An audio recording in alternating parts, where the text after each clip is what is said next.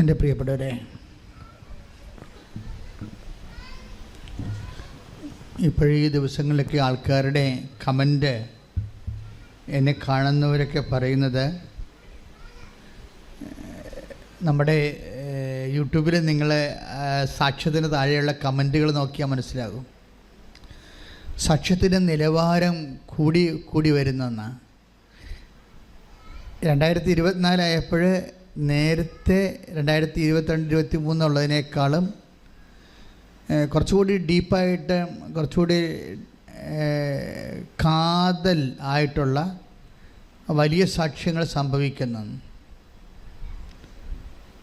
സാക്ഷ്യങ്ങൾ നിങ്ങൾ നോക്കിയാൽ മനസ്സിലാവും. പണ്ട് നമ്മൾ 2 സാക്ഷ്യം കേട്ടുകൊണ്ടിരുന്നത്, പിന്നെ അത് 3 ആക്കി, ഇപ്പോൾ 6 ആക്കിയിട്ടുണ്ട്. അത്രയും സാക്ഷ്യം, ഒത്തിരിയും നമ്മുടെ കയ്യിൽ എല്ലാ ദിവസവും A ഗ്രേഡ് സാക്ഷ്യങ്ങൾ വരുന്നതാണ് സാക്ഷ്യങ്ങൾ കൂട്ടാൻ കാര്യം. അല്ല പിന്നെ അതൊരിക്കലും അത് കൂട്ടത്തിലായി പോകും. അതും 25,000 പേര് കാണുന്നുണ്ട് കൂട്ടത്തിലുള്ള ഒരുമിച്ചിരുന്ന സാക്ഷ്യങ്ങളും. ഉടമ്പടിയുടെ സ്ഥിരീകരണം എപ്പോഴും സാക്ഷ്യമാണ്. ഉടമ്പടി മാത്രമല്ല, ഉടമ്പടി എടുക്കുന്നവരുടെ സ്ഥിരീകരണം സാക്ഷ്യമാണ്. ഉടമ്പടിയുടെ സ്ഥിരീകരണം മാത്രമല്ല, ഉടമ്പടി എടുക്കുന്നവരുടെ നിങ്ങളുടെ സ്ഥിരീകരണവും സാക്ഷ്യത്തിലായിരിക്കണത്. നിങ്ങൾക്ക് ഉടമ്പടി എടുത്തിട്ട് സാക്ഷ്യമായില്ലെങ്കിൽ ദൈവം നിങ്ങളെ അംഗീകരിച്ചിട്ടില്ല എന്ന് വേണം കരുതാൻ.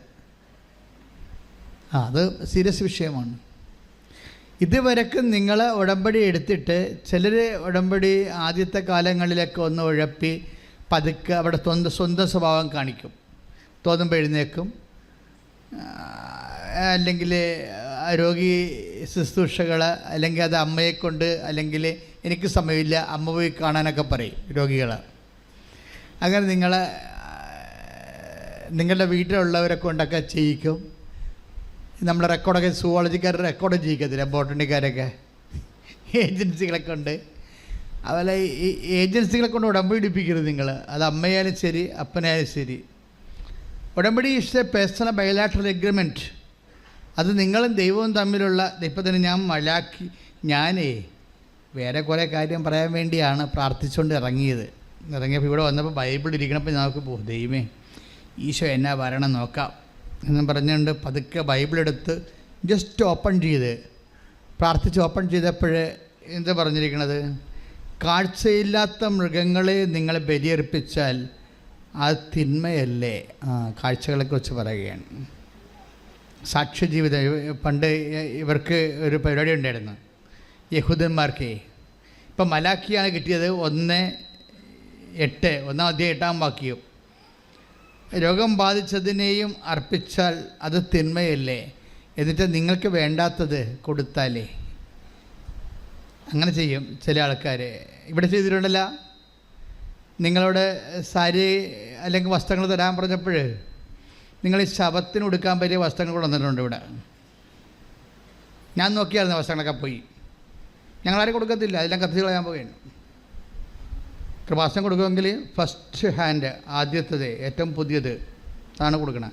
അല്ല നിങ്ങളിട്ട് പഴകി ഒക്കെ സാധനങ്ങൾ കൊണ്ടിട്ടുണ്ട്. അതാണ് കാഴ്ച. അത് ഇപ്പോൾ അതാണ് കർത്താവ് ചോദിക്കുന്നത്, പറ്റിപ്പല്ലേ? നിങ്ങൾ ഉടമ്പടി ഒരു പറ്റിപ്പല്ലേ എന്നാണ് ചോദിക്കുന്നത്. എന്താണ്? കാഴ്ചയില്ലാത്ത മൃഗങ്ങളെ നിങ്ങൾ അർപ്പിച്ചാൽ അത് തിന്മയല്ലേ എന്ന്. നന്മയല്ല, തിന്മയാണ് ചെയ്തിരിക്കുന്നത്. വീട്ടിൽ വേണ്ടാത്ത സാധനങ്ങളൊക്കെ കൊണ്ടുവന്ന് ഇവിടെ ഡംപ് ചെയ്തിരിക്കുകയാണ് വലിയ ബാഗിൽ. അപ്പോൾ അവർക്ക് പണി വരുന്നുണ്ട്.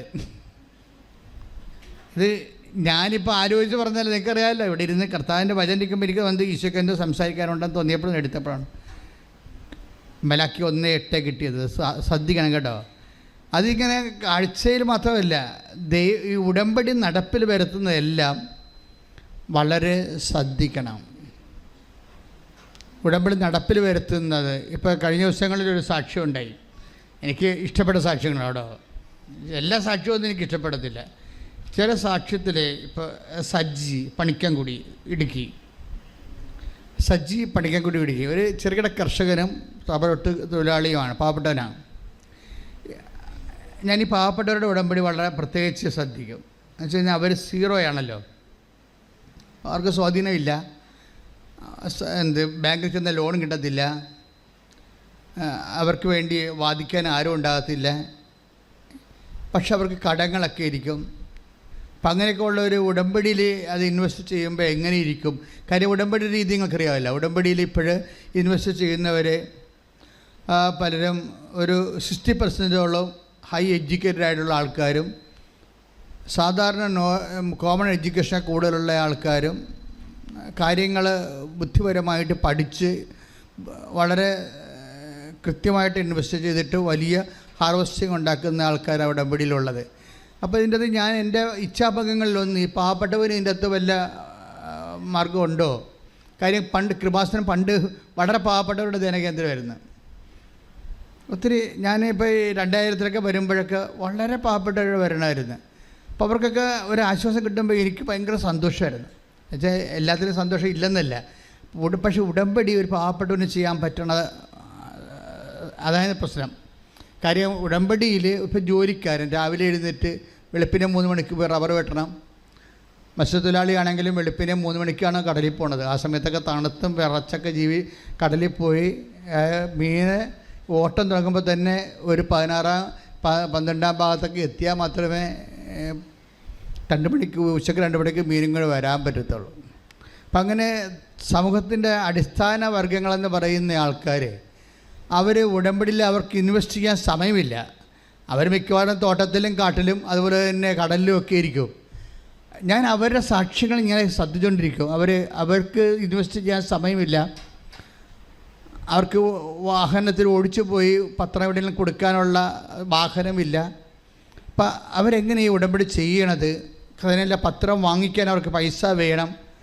ചെറിയ പൈസയാണെങ്കിൽ അത് വേണമല്ലോ. അതുകൊണ്ടാണ് ഞങ്ങളും സ്വസ്ത്രക്കാഴ്ച എടുക്കാത്തതിൻ്റെ കാരണം. അതിൻ്റെ എക്സ്ട്രാ പിന്നെ സ്വസ്ത്രക്കാഴ്ച കൂടി ആകുമ്പോൾ ശരിയാകത്തില്ലല്ലോ. സ്വസ്ത്രക്കാഴ്ച നമ്മൾ എടുക്കത്തില്ലല്ലോ. ഇവിടെ ഒന്നും എഴുതി സാമ്പത്തികമായിട്ട് ഒരു സാധനം ഇവിടെ എഴുതി വെച്ചിട്ടില്ല. സംഭാവന പോലും എഴുതി വെച്ചിട്ടില്ല. അതിൻ്റെ കാരണം ഈ പാവപ്പെട്ടവനെ ലക്ഷ്യമിട്ടാണ് അതൊക്കെ ചെയ്തിരിക്കുന്നത്. അപ്പോൾ ഈ ദിവസങ്ങളിൽ ഈ പണിക്കൻകുടിയിൽ നിന്ന്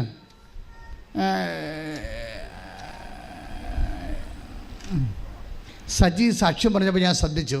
കാര്യം സജിക്ക് കടമുണ്ട്.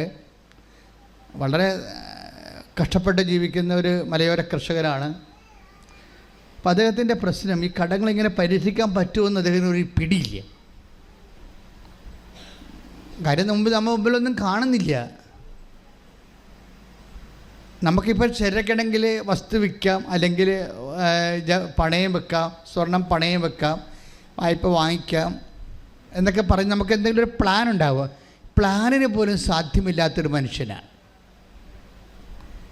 അപ്പോൾ ഒരു സീറോയാണ് ശരിക്കും. പ്ലാനിന് പോലും നമുക്കൊന്ന് ഒരു പദ്ധതി വിഭാവന ചെയ്യാൻ സങ്കല്പിക്കാൻ പോലും ഒരു സാധ്യതയില്ലാത്ത, സങ്കല്പത്തിന് പോലും സാധ്യതയില്ലാത്ത ഒരു ജീവിതമാണ്. അപ്പോൾ അവർക്ക് ഉടമ്പടിയിൽ എങ്ങനെയാണ് ഉടമ്പടിയിൽ മാതാവ് ഏത് രീതിയിലാണ് അവരെ കാറ്റർ ചെയ്യണത്, അതൊക്കെ എൻ്റെ ഒരു ആധ്യാത്മികമായ ആശങ്കയുടെ ഒരു സബ്ജക്റ്റാണ്. അപ്പോൾ ഈ സജി സാക്ഷ്യം പറഞ്ഞപ്പോൾ ഞാൻ ശ്രദ്ധിച്ചു.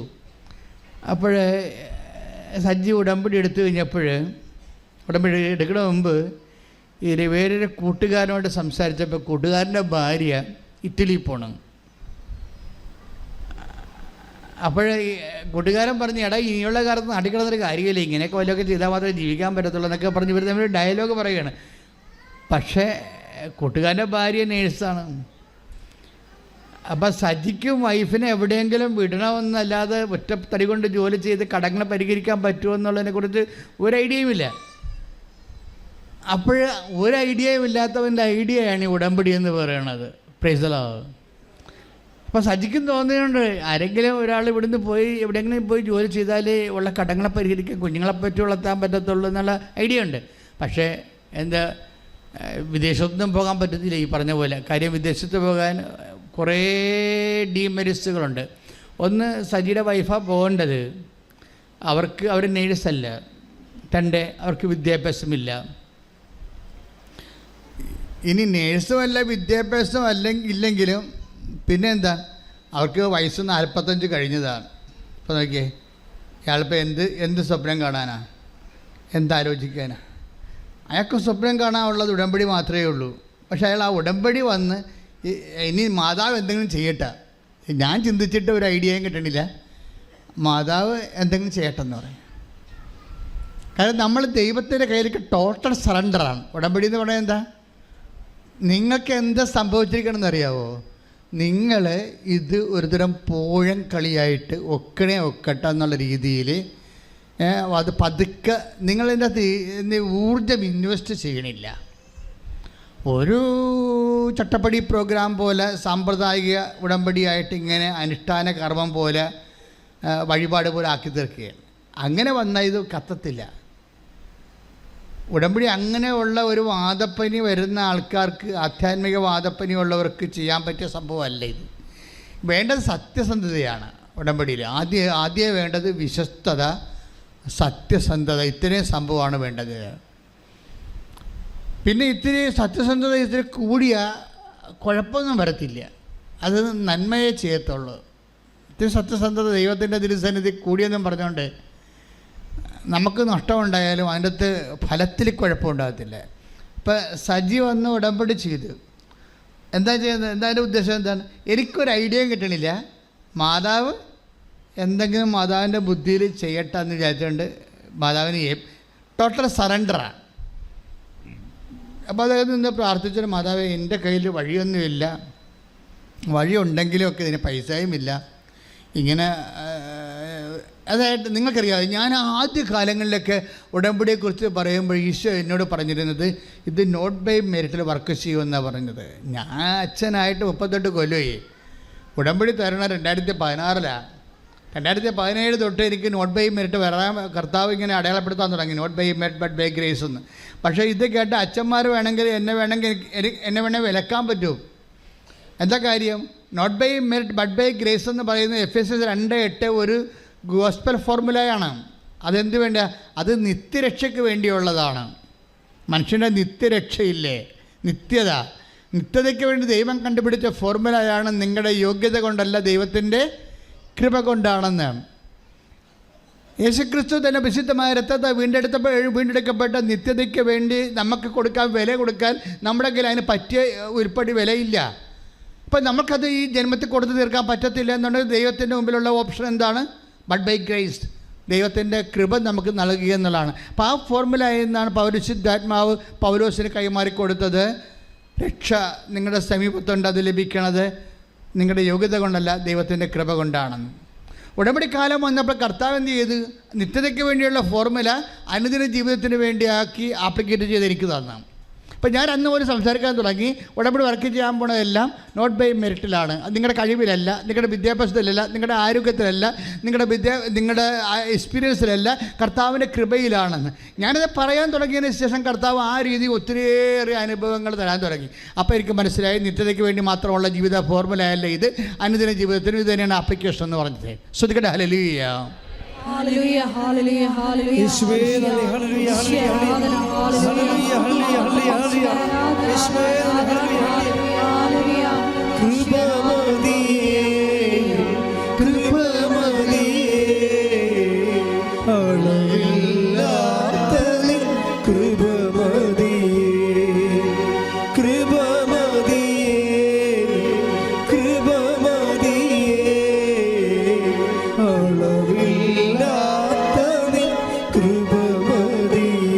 പരിശുദ്ധ പരമ ദിവ്യകാരുണ്യത്തിന് ആരാധനയും സ്തുതിയും പുകഴ്ചയും. വേർഡ് ഓഫ് ഗോഡ് ദൈവത്തോട് പ്രസംഗിക്കുന്നവൻ ദൈവത്തിൽ നിന്ന് വെളിപാട് ലഭിച്ചവനെ പോലെ പ്രസംഗിക്കുക. ശ്രദ്ധിക്കട്ടെ. ഹല്ലേലൂയ, ഹല്ലേലൂയ, ഹല്ലേലൂയ. യേശുവേ നന്ദി. ഹല്ലേലൂയ, ഹല്ലേലൂയ, ഹല്ലേലൂയ, ഹല്ലേലൂയ, ഹല്ലേലൂയ, ഹല്ലേലൂയ. യേശുവേ അതിശക്തമായി ശ്രദ്ധിക്കട്ടെ. ഹല്ലേലൂയ, ഹല്ലേലൂയ, ഹല്ലേലൂയ. യേശുവേ ആരാധന. ഹല്ലേലൂയ, ഹല്ലേലൂയ, ഹല്ലേലൂയ. കൃപമതിയേ, കൃപമതിയേ, അളവില്ലാത്തതിൻ കൃപമതിയേ, കൃപമതിയേ, കൃപമതിയേ, അളവില്ലാത്തതിൻ കൃപമതിയേ. 1 പത്രോസ് 4:11. 1 പത്രോസ് 1 ലേഖനത്തിലെ 4-ാം അധ്യായം 11-ാം വാക്യം. പ്രസംഗിക്കുന്നവൻ ദൈവത്തിന്റെ അരുളപ്പാട് നൽകുന്നവനെ പോലെ പ്രസംഗിക്കട്ടെ. പറഞ്ഞ പ്രസംഗിക്കുന്നവൻ ദൈവത്തിന്റെ അരുളപ്പാട് നൽകുന്നതിനെ പോലെ പ്രസംഗിക്കട്ടെ. അപ്പൊ സഭയിൽ പ്രസംഗിക്കാൻ അത്രേ ഉള്ളൂ. എന്താണ്?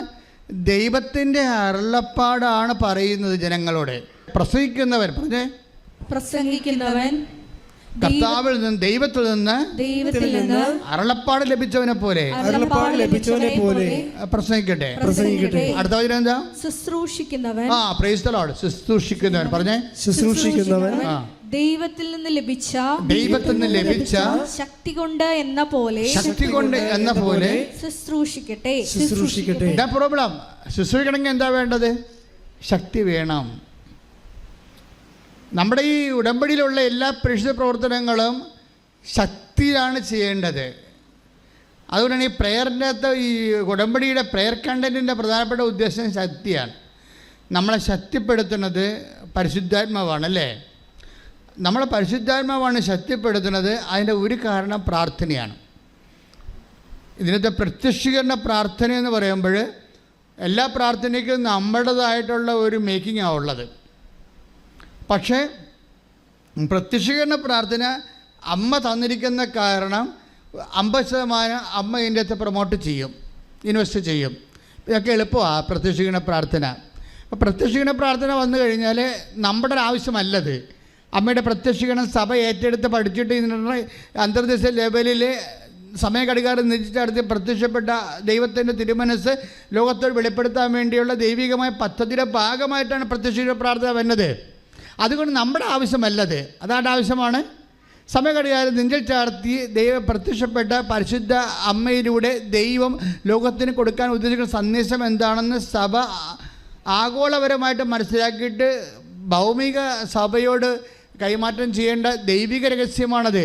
അപ്പോൾ അതുകൊണ്ട് തന്നെ പ്രത്യക്ഷീകരണ പ്രാർത്ഥന നമ്മൾ എടുക്കുമ്പോൾ ദൈവം അത് അഡ്മയർ ചെയ്യും. മറ്റു പ്രാർത്ഥന ചെല്ലണ പോലെ അല്ല. അത് ദൈവത്തിൻ്റെ ആവശ്യമാണ് എൻ്റെ അടുത്ത് പറയണത്, നമ്മുടെ ആവശ്യമല്ല. മനസ്സിലായില്ലേ? അമ്മയുടെ പ്രത്യക്ഷീകരണം സഭ ഏറ്റെടുത്ത് പഠിക്കുക എന്നുള്ളത് ആരുടെ ആവശ്യമാണത്? അമ്മയുടെ പ്രത്യക്ഷീകരണം സഭ ഏറ്റെടുത്തിട്ട് ലോകത്തിന് പ്രചരിപ്പിക്കുക എന്നുള്ളത് ആരുടെ ആവശ്യമാണത്? ദൈവത്തിൻ്റെ ആവശ്യമാണ്. അത് എയർ ലിഫ്റ്റിങ്ങുള്ള, മോളിൽ നിന്ന് ലിഫ്റ്റിങ്ങുള്ള പ്രാർത്ഥനയാണ്.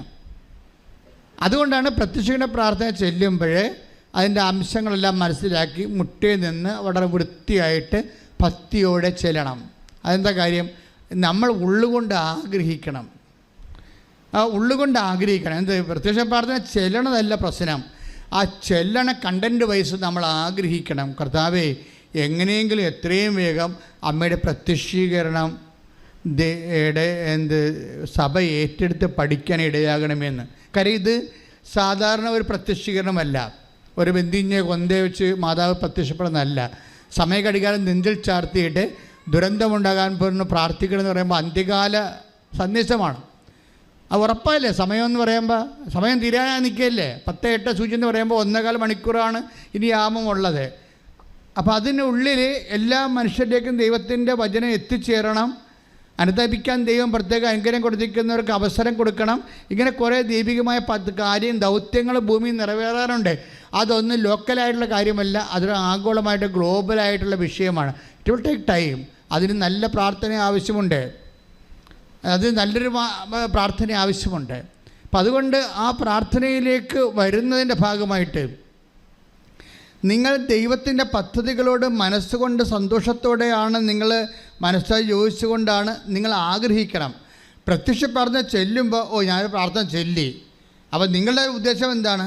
പ്രത്യക്ഷ പ്രാർത്ഥന ഇടയ്ക്കൊരു നിയോഗം വരുന്നുണ്ട്. പശു പ്രസവിക്കണം, ആന പ്രസവിക്കണം എന്നൊക്കെ പറഞ്ഞുകൊണ്ട് നിങ്ങൾ അതിൻ്റെ ഇടയ്ക്ക് കയറി പറയും. അതിനു വേണ്ടിയാണ് നിങ്ങൾ പ്രത്യക്ഷ പ്രാർത്ഥന ചെല്ലണത്. അത് നിങ്ങളുടെ ആവശ്യമാണ്, അത് ഞാൻ എതിർപ്പല്ല.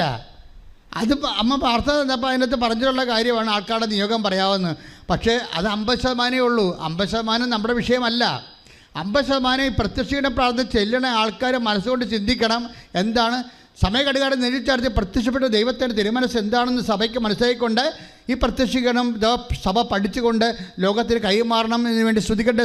ഹല്ലേലൂയ, ഹല്ലേലൂയ, ഹല്ലേലൂയ, ഹല്ലേലൂയ, ഹല്ലേലൂയ. യേശുവേ നന്ദി, ഹല്ലേലൂയ, ഹല്ലേലൂയ, ഹല്ലേലൂയ. പരിശുദ്ധ അമ്മയുടെ പ്രത്യക്ഷീകരണം എത്രയും വേഗം സഭ ഏറ്റെടുത്ത് പ്രഖ്യാപിക്കുവാൻ ഈശോയെ ആരാധനയിലൂടെ കൃപയാകണമേ.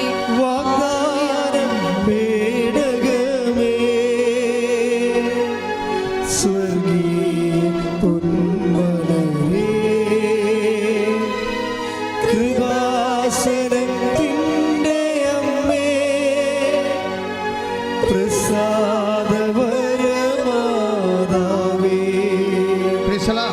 അത് എനിക്ക് തോന്നുന്നത് ഈ പ്രത്യക്ഷീകരണ പ്രാർത്ഥന മര്യാദയ്ക്ക് സത്യസന്ധമായിട്ട് ഉള്ളിലെ അമ്മയുടെ പ്രത്യക്ഷീകരണം സഭ ഏറ്റെടുക്കണമെന്ന് ആന്തരിക ദാഹത്തോടു കൂടി നിങ്ങൾ പ്രാർത്ഥിക്കുകയാണെങ്കിൽ പെട്ടെന്ന് നിങ്ങൾക്ക് എയർ ലിഫ്റ്റ് കിട്ടുമെന്ന് എനിക്ക് തോന്നണത്. കാര്യം എന്ന് വെച്ച് കഴിഞ്ഞാൽ 2016 സെപ്റ്റംബറിൽ നമ്മൾ ഉടമ്പടി ആരംഭിക്കുമ്പോൾ 15 സെപ്റ്റംബറിൽ ആരംഭിക്കുമ്പോൾ അതിന് മുമ്പ് 6 മാസക്കാലം പ്രത്യക്ഷീകരണ പ്രാർത്ഥന മാത്രം ചെല്ലിയ ഒരു കാലമുണ്ടായിരുന്നു. അന്ന് ഉടമ്പടി ഇല്ലായിരുന്നു. ആ പ്രത്യക്ഷീകരണ പ്രാർത്ഥന മാത്രം ചെല്ലിയ സമയത്ത് പോലും ആ പ്രത്യക്ഷീകരണ പ്രാർത്ഥന ചെല്ലണം കൊണ്ട് മാത്രം ചെല്ലിയവരെയെല്ലാം അമ്മ അനുഗ്രഹിക്കുകയും അമ്മയുടെ സാന്നിധ്യം കൊടുക്കുകയും ചെയ്യുന്ന ഒരു കാലമുണ്ടായിരുന്നു. അപ്പോൾ അതൊക്കെ മനസ്സിലാവും. ഈ ഉടമ്പടി തന്നെ ഉടമ്പടി പിന്നീട് ദൈവം തന്നതാണ്. ആദ്യം തന്ന പ്രത്യക്ഷീകരണ പ്രാർത്ഥനയാണ്. അതിൻ്റെ ഉദ്ദേശം ഈ പ്രത്യക്ഷീകരണം ദൈവം ഏറ്റെടുക്കുക, സഭ ഏറ്റെടുക്കുകയും തന്നെയാണ്. എൻ്റെ മക്കളെ, അതുകൊണ്ട് ഈ പ്രത്യക്ഷീകരണ പ്രാർത്ഥനയിലാണ് ശക്തി ഇരിക്കുന്നത്. ഇപ്പം എന്താ നമ്മൾ വചനം 10 ദിവസത്തിൻ്റെ 4-11 വായിച്ചത് എന്താണ്? ശുശ്രൂഷിക്കുന്നവൻ പറഞ്ഞ് ശുശ്രൂഷിക്കുന്നവൻ ദൈവത്തിൽ നിന്ന് ശക്തി ലഭിച്ചവനെ പോലെ ശുശ്രൂഷിക്കട്ടെ. ഇത് ഒരു ശക്തിയും ഇല്ലാതെയാണ് ശുശ്രൂഷിക്കണം. വാദപ്പനി പിടിച്ചവനെ പോലെ. ഇനി ആർക്കാണ് പത്രം കൊടുക്കാനുള്ളത്? ദൈവത്തിന് നാളെ കൊടുക്കാമായിരിക്കും, അല്ലേ മറ്റന്നാൾ കൊടുക്കാം. നാളെ ഞാൻ ആലപ്പുഴ പോകുന്നുണ്ട്, അല്ലെങ്കിൽ ഞാൻ കോട്ടയത്ത് പോകുന്നുണ്ട്, അപ്പോഴാ മറ്റേ കൊടുക്കുക. ആരെങ്കിലും കാണാം. അപ്പോഴും നാട്ടിൽ കൊടുക്കത്തില്ല. നാട്ടിൽ കൊടുത്ത ആൾക്കാർ കാണത്തില്ലേ? നാട്ടിലെ അയൽവാസിക്കൊന്നും കൊടുത്തില്ല. അപ്പം ചോദിക്കും, നിനക്ക് ഇതേ പണിയുള്ളതെന്ന് ചോദിക്കും. നീ ഇതും കൊണ്ട് നടന്നിട്ട് എന്നാ പുഴുങ്ങിയെന്ന് ചോദിക്കും. അപ്പോൾ അവർ നാക്കിട്ടടിക്കണ കാരണം ഞാൻ നാട്ടുകാരെ പേടിയാണ് എനിക്ക്. അപ്പം ശക്തിയില്ല. 10 കൊണ്ടായി കഴിയുമ്പോഴേ അവരിങ്ങോട്ട് കുറേ ചോദ്യം ചോദിക്കൂലേ? നീ ഇത്രയും നാൾ കൊണ്ടുപോയിട്ട് നിൻ്റെ മോളെ കെട്ടിച്ചാ, നിനക്ക് വീട് വെച്ചാ, നിൻ്റെ രോഗം മാറിയാ, പിന്നെ അതിനകത്ത് ഇത് ചോദ്യം ഉണ്ടാക്കണമെന്ന് ചോദിക്കുമ്പോൾ നാട്ടുകാർക്ക് നമ്മുടെ അവസ്ഥ അറിയാവുന്ന കാരണം നമ്മൾ നാട്ടിൽ കൊടുക്കത്തില്ല. അടുത്ത നാട്ടിൽ കൊണ്ടേ കൊടുക്കും, ടൗണിലേക്ക് കൊണ്ടേ കൊടുക്കും. ദാറ്റ് മീൻസ് ശക്തിയില്ല. നിങ്ങളുടെ ശക്തി ആരാ കളഞ്ഞത്? നാട്ടുകാർ കളഞ്ഞു. അതുകൊണ്ട് നാട്ടിലോ അയൽവാസികളോ ഇടവക പള്ളിയിലോ കൊടുക്കുന്നതിന് പകരം പുറത്ത് കൊണ്ട് കൊടുക്കേണ്ടെന്നല്ല പറയണത്. നിങ്ങൾ ഇപ്പോൾ ഇങ്ങനെ പേടിച്ചു, എങ്ങനെ ഉടമ്പടി എടുത്തു പോയില്ലേ, കൊടുത്തില്ലെങ്കിൽ പിന്നെ പണിയായി പോകുമല്ലോ എന്നൊക്കെ വിചാരിച്ചുണ്ടാക്കാൻ വേണ്ടി ഒക്കാനിക്കാനിരുന്ന് കഴിഞ്ഞാൽ ശക്തിയില്ലെന്നാണ് അർത്ഥം. ശുശ്രൂഷയ്ക്ക് ശക്തിയില്ല. ശുശ്രൂഷയ്ക്ക് ദൈവികമായിട്ടുള്ള അല്ല കൊടുക്കണത്, മാനുഷികമായിട്ടാണ് കൊടുക്കുന്നത്. ഉടമ്പടി വർക്കൗട്ട് ചെയ്യത്തില്ല. അതുകൊണ്ടാണ് 1-10 4-11 പറയണത്. ഏറ്റു പറഞ്ഞ് ശുശ്രൂഷിക്കുന്നവൻ ദൈവത്തിൽ നിന്ന് ശക്തി ലഭിച്ചവനെ പോലെ ശുശ്രൂഷിക്കട്ടെ. അപ്പോഴേ ഈ ആദ്യം ഈ സജി എന്ന് പറയുന്ന കക്ഷി ഉടമ്പടി ഇങ്ങനെ ശക്തിയില്ലാതെ ചെയ്തുകൊണ്ടിരുന്നത്. അത് കാരണം എന്നാ പറ്റിയെന്ന് വെച്ച് കഴിഞ്ഞാൽ പുള്ളിക്കാരൻ്റെ ഇതൊന്നും കാര്യം. ഒന്നാമത് വൈഫിന് 45 വയസ്സ് കഴിഞ്ഞ്, രണ്ടാമത്തെ വിദ്യാഭ്യാസം ഇല്ല, മൂന്നാമത്തെ ഒരു നേഴ്സല്ല, അങ്ങനെ പല പ്രശ്നങ്ങളുണ്ട്. പിന്നെ എവിടെ നിന്നൊക്കെ ലോണ് സംഘടിപ്പിച്ച് കിട്ടി, അതും കുറച്ച് പാടുപെട്ടാണെങ്കിൽ ലോണ് കിട്ടി. ലോണ് കിട്ടിയെങ്കിലും സെറ്റാകണില്ല, ആളെ കയറ്റിവിടാൻ പറ്റണില്ല. ഇപ്പം കടവുമായി ആളെ കയറിവിടാൻ പറ്റണില്ല, വല്ലാത്ത അവസ്ഥയായി. പക്ഷേ ഈ മനുഷ്യന് ഒരു ഉടമ്പടി ഒരു ട്വിസ്റ്റ് വരുത്തി. പഴയതിനേക്കാൾ എപ്പോഴും നമ്മൾ ഓർക്കേണ്ടത് ഉടമ്പടിയിൽ ഓരോ മാസവും അതിൻ്റെ ട്വിസ്റ്റിംഗ് ഉണ്ടാകണം. കാര്യം ദൈവം മുമ്പത്തേക്കാൾ കുറച്ചുകൂടി നിങ്ങളുടെ വിശ്വാസവും അതുപോലെ തന്നെ ദൈവസ്നേഹവും ഒക്കെ വർദ്ധിച്ചിട്ട് വേണം. അങ്ങനെ ഒരു അപ്ഡേഷൻസ് എപ്പോഴും നമ്മുടെ ആധ്യാത്മിക ജീവിതത്തിൽ ഉണ്ടാകണം. അല്ല മുമ്പത്തേക്കാൾ ഗതികെട്ട രീതി, ഉടമ്പടി എടുത്ത കാലത്തേക്കാൾ ഗതികെട്ടാണ് ഇപ്പം ചെയ്യണമെങ്കിൽ അതിൻ്റെ അർത്ഥം നിങ്ങൾ ചെയ്തിട്ട് കാര്യമില്ല. ഇനി നല്ല വെടിപ്പായിട്ട് കത്തോലിക്കരാണെങ്കിൽ വെടിപ്പായിട്ട് കുമ്പസാരിച്ചിട്ട്, മറ്റുള്ള മതസ്ഥരാണ് മറ്റുള്ള സഹോദരങ്ങളാണെങ്കിൽ ദൈവത്തോട് അനുതാപപ്പെട്ടിട്ട് ഉടമ്പടി കുറച്ചുകൂടി സത്യസന്ധമായിട്ട് ചെയ്യാൻ തുടങ്ങിയ ഒരു കുഴപ്പവും ഉണ്ടാകത്തില്ല. ദൈവത്തോട് കാര്യം അറിയാൻ പാടില്ല, നിങ്ങൾക്ക് അറിയാൻ പാടില്ലല്ലേ ഇങ്ങനെ വന്നത്. അപ്പോൾ അതുകൊണ്ട് ദൈവം അതൊക്കെ ക്ഷമിക്കും. പക്ഷേ എൻ്റെ മക്കൾ ചെയ്യേണ്ടത് വർദ്ധിച്ച് ദൈവസ്നേഹം, വർദ്ധിച്ച് വിശ്വാസം, അങ്ങനെയാണത് കൈകാര്യം ചെയ്ത് പോകേണ്ടത്. അതിൻ്റെ അകത്ത് എല്ലാത്തിനും ഒരു സത്യസന്ധത ഉണ്ടാകണം. ഇപ്പോൾ സജി എന്താ ചെയ്തിരിക്കണത്? സജി ചെയ്തിരിക്കണത് അതായത് പത്രമൊക്കെ വാങ്ങിച്ചു കൊടുത്തപ്പോഴേ ഈ വിദ്യാഭ്യാസവും ഇല്ല, നേഴ്സുമല്ല, വയസ്സും കഴിഞ്ഞ ആളെ ഒരു ഏജൻസിയെ കിട്ടി ഇറ്റലിക്ക് വരെ മാൾട്ടയിൽ പോകാനിടയായി. അത് വലിയ ഭാഗ്യമായി.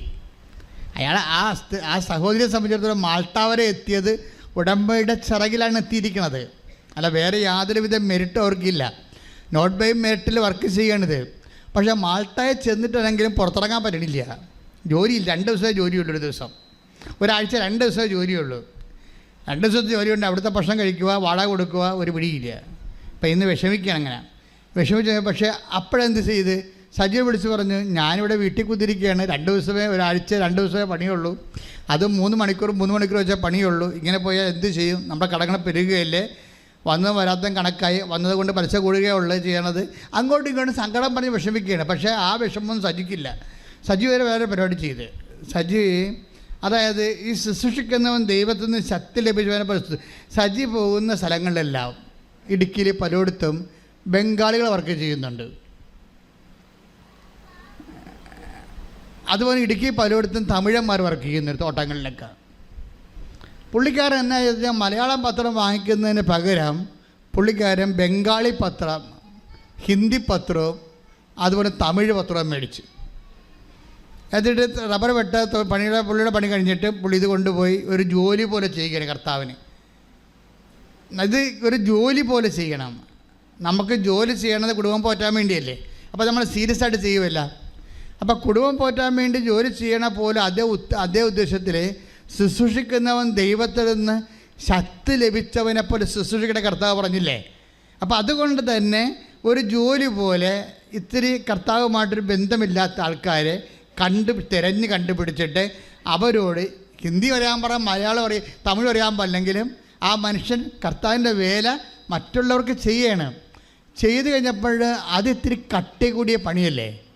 ഇവൻ സത്യസന്ധനാണെന്ന് ദൈവത്തെ മനസ്സിലായില്ലേ.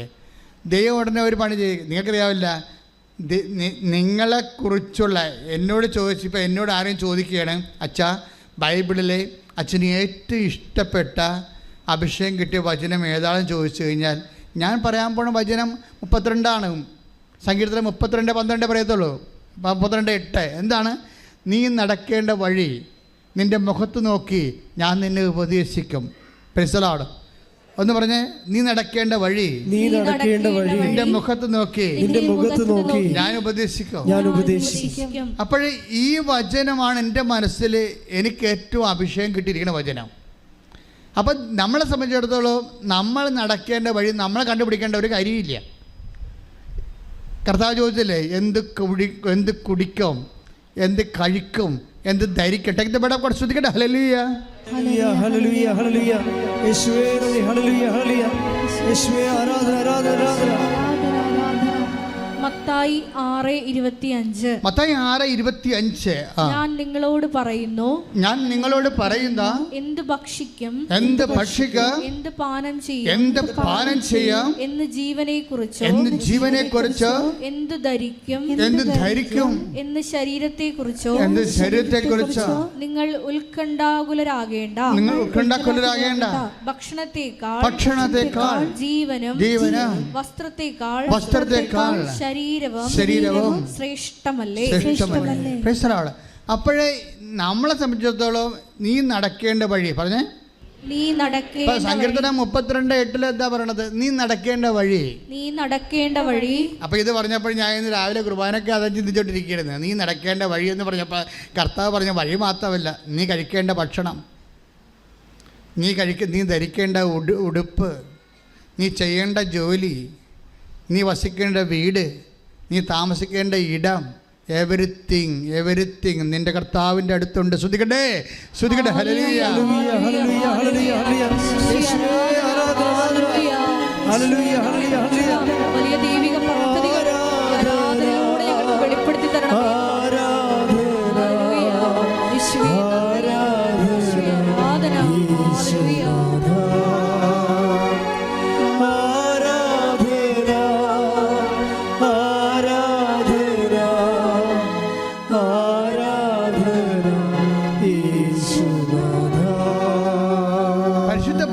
ദിവ്യകാരുണ്യത്തിന് എന്നേരവും ആരാധനയും സ്തുതിയും പുകഴ്ചയും ഉണ്ടായിരിക്കട്ടെ. അപ്പോൾ വഴിയും വാതിലും കാണുന്നില്ലെന്നപ്പോൾ തലപോഞ്ഞ് ഇരുന്നിട്ട് വിഷമിച്ചിട്ട് ഒരു കഥയുമില്ല. മറിച്ച് ഇതിൻ്റെ ഏറ്റവും ഇഷ്ട കാര്യങ്ങൾ നിൻ്റെ കർത്താവിൻ്റെ കയ്യിലുണ്ട്. ഞാൻ കഴിഞ്ഞ ദിവസങ്ങളിൽ ഒരു വിഷയത്തെക്കുറിച്ച് കർത്താവിനോട് ഡിസ്കസ് ചെയ്തിട്ട് ഞാൻ പറഞ്ഞു, Isho, is it right, this intention is right or not, is it according to the will of God? ഞാൻ കർത്താവിനോട് ചോദിച്ചു, ഇത് എനിക്ക് ലഭിക്കുന്നതുകൊണ്ട് നിനക്ക് എന്തെങ്കിലും ബുദ്ധിമുട്ടുണ്ടോ? ആധ്യാത്മിക ജീവിതത്തിൽ ഇത് എനിക്കെതിരാണോ എന്ന് ചോദിച്ചപ്പോൾ കർത്താവിനോട് പറഞ്ഞു, ശാന്തശീലർ അനുഗ്രഹീതരാകുന്നു, അവർ ഭൂമി കൈവശമാക്കാൻ. നീ വ്യഗ്രത കാണിക്കേണ്ട, ശാന്തമായിട്ട് കാത്തിരിക്കാൻ പറഞ്ഞു. ദാറ്റ് മീൻസ് ഓരോ കാര്യത്തെക്കുറിച്ചും കർത്താവിന് വ്യക്തതയുണ്ട്. എൻ്റെ ദൈവത്തിൽ നീ നടക്കേണ്ട വഴി, നീ കഴിക്കേണ്ട ഭക്ഷണം, നീ ധരിക്കേണ്ട വസ്ത്രം, നീ താമസിക്കേണ്ട ഇടം, നീ കല്യാണം കഴിക്കേണ്ട വ്യക്തി, എവരിത്തിങ് നിന്റെ കർത്താവിൻ്റെ കൂടെയുണ്ട്. കൈയടിച്ച് ശ്രദ്ധിക്കേണ്ട. ഹല്ലേലൂയ, ഹല്ലേലൂയ, ഹല്ലേലൂയ. യേശുവേ നന്ദി, ഹല്ലേലൂയ.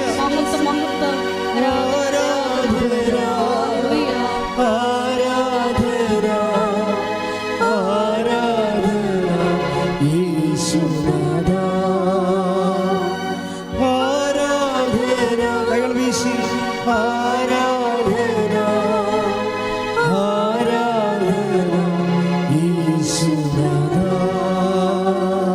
അതെന്ത് സംഭവം എന്ന് പറയാം മക്കളെ? നിങ്ങളുടെ കർത്താവ് എന്താ നമ്മളോട് പറഞ്ഞത്? നിന്റെ ശത്രു നിന്റെ വീട്ടിലായിരിക്കട്ടെ. ശ്രദ്ധിക്കട്ടെ. ഹല്ലേലൂയ, ഹല്ലേലൂയ, ഹല്ലേലൂയ. യേശുവേ നന്ദി, ഹല്ലേലൂയ, ഹല്ലേലൂയ. യേശുവേ ആരാധന, ആരാധന, ആരാധന. ഹല്ലേലൂയ, ഹല്ലേലൂയ, ഹല്ലേലൂയ.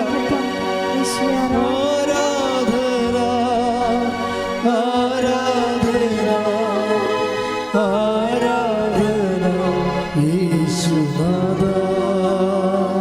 മത്തായി 10:36. സ്വന്തം കുടുംബത്തിൽപ്പെട്ടവർ തന്നെ ആയിരിക്കും. ഒന്ന് പറഞ്ഞേ, സ്വന്തം കുടുംബത്തിൽപ്പെട്ടവർ തന്നെയായിരിക്കും. സ്വന്തം കുടുംബത്തിൽപ്പെട്ടവർ തന്നെയായിരിക്കും ഒരുവന്റെ ശത്രുക്കൾ. ആര് പറഞ്ഞതാ? കർത്താവ് പറഞ്ഞതാണ്. ഇപ്പൊ നേരത്തെ ഈശോ 1:10-4:11 എന്താ പറയണത്? അതായത് പ്രസംഗിക്കുന്നവൻ ദൈവത്തിൽ നിന്ന് അരുളപ്പാട് ലഭിച്ചവനെ പോലെ. ഇപ്പം കർത്താവ് തന്ന അരുളപ്പാടാണ് ഈ വചനം. എനിക്കറിയാൻ പറ്റായിരുന്നു. കർത്താവിനോട് പറഞ്ഞു, എന്നാ പറഞ്ഞതറിയാവോ? നമ്മളിരുന്ന് വചനം വായിക്കലേ, വചനം വായിക്കുമ്പോൾ അടുക്കളയിലും ഉമ്മറത്തും ഒക്കെ ഇരിക്കുന്നവർ നമ്മളെ കാണുമ്പോൾ കൊഞ്ഞനം കൊത്തും. പിന്നെ ഇരിപ്പുണ്ട്, ഇനി ഒരു പണിയും ചെയ്യത്തില്ല ഈ വീട്ടിൽ. വചനം കൊണ്ട് നമ്മൾ ഇരിക്കുമ്പോൾ പറയോ, അതേ വചനം പെട്ടിയും വെച്ചോണ്ടിരിപ്പുണ്ട്, ഇനി ഈ വീട്ടിൽ ഒരു പണിയും നടക്കത്തില്ല. നമ്മളെ വീട്ടിലുള്ള പിശാചുകൾ ഇതിനെ ആക്ഷേപിക്കും. അപ്പനാകാം, അമ്മയാകാം, നാത്തൂനാകാം. ഇത് പിശാചാണ്, ശത്രുവാണെന്നാണ് പറഞ്ഞിരിക്കുന്നത്.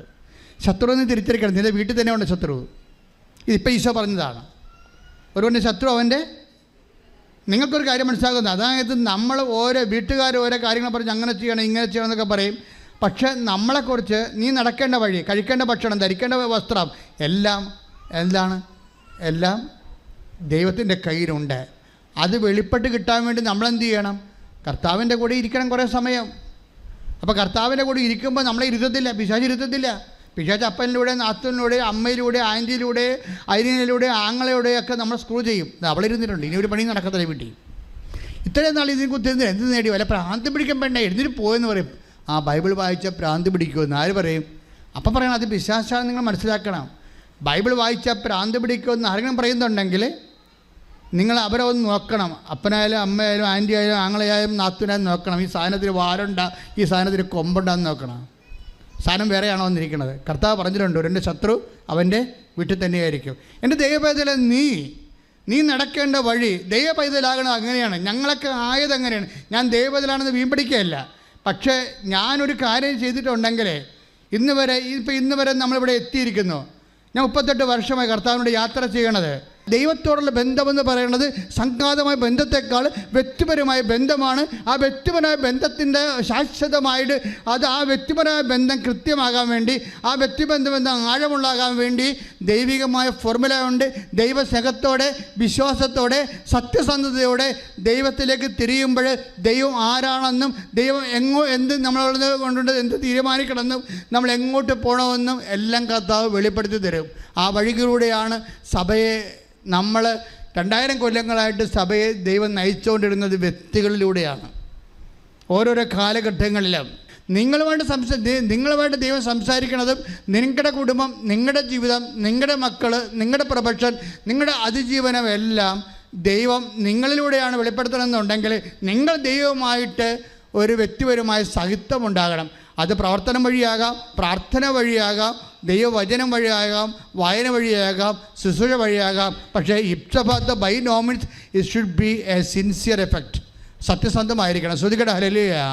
ഹല്ലേലൂയ. ഹല്ലേലൂയ. ഹല്ലേലൂയ. ഹല്ലേലൂയ. യേശുവേ നന്ദി. ഹല്ലേലൂയ. ഹല്ലേലൂയ. ഹല്ലേലൂയ. ഹല്ലേലൂയ. ഹല്ലേലൂയ. ആരാധന, ആരാധന, മഹത്വം.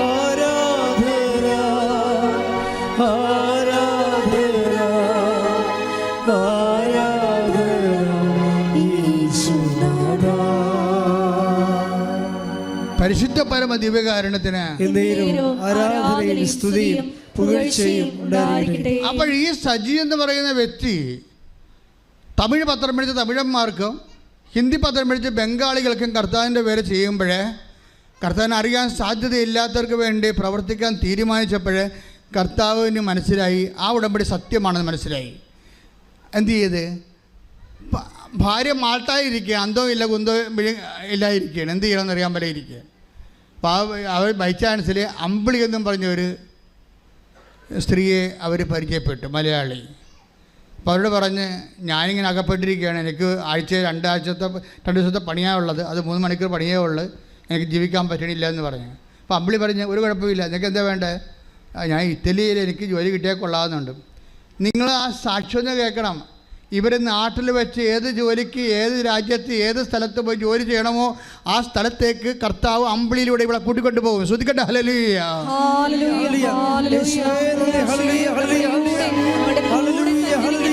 അവിടുത്തെ സാന്നിധ്യത്തിന് നന്ദി പറയുന്നു.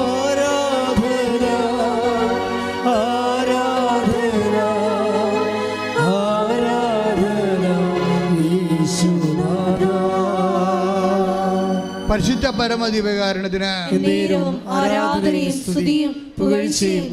അതായത് നമ്മളിങ്ങനെ സത്യസന്ധമായിട്ട് ശുശ്രൂഷ ചെയ്യുമ്പോഴേ കണ്ട ഈ അമ്പിളിയെക്കുറിച്ച് ആർക്കെങ്കിലും അറിയാവോ? ഇവരിങ്ങനെ എയറിൽ നിന്ന് വരികയല്ലേ, കർത്താവിൻ്റെ കയ്യിൽ ഇവരൊക്കെ ഉണ്ടേ. നീ നടക്കേണ്ട വഴി നിന്റെ മുഖത്ത് നോക്കി നിന്നെ ഉപദേശിക്കുമെന്ന് പറഞ്ഞില്ലേ?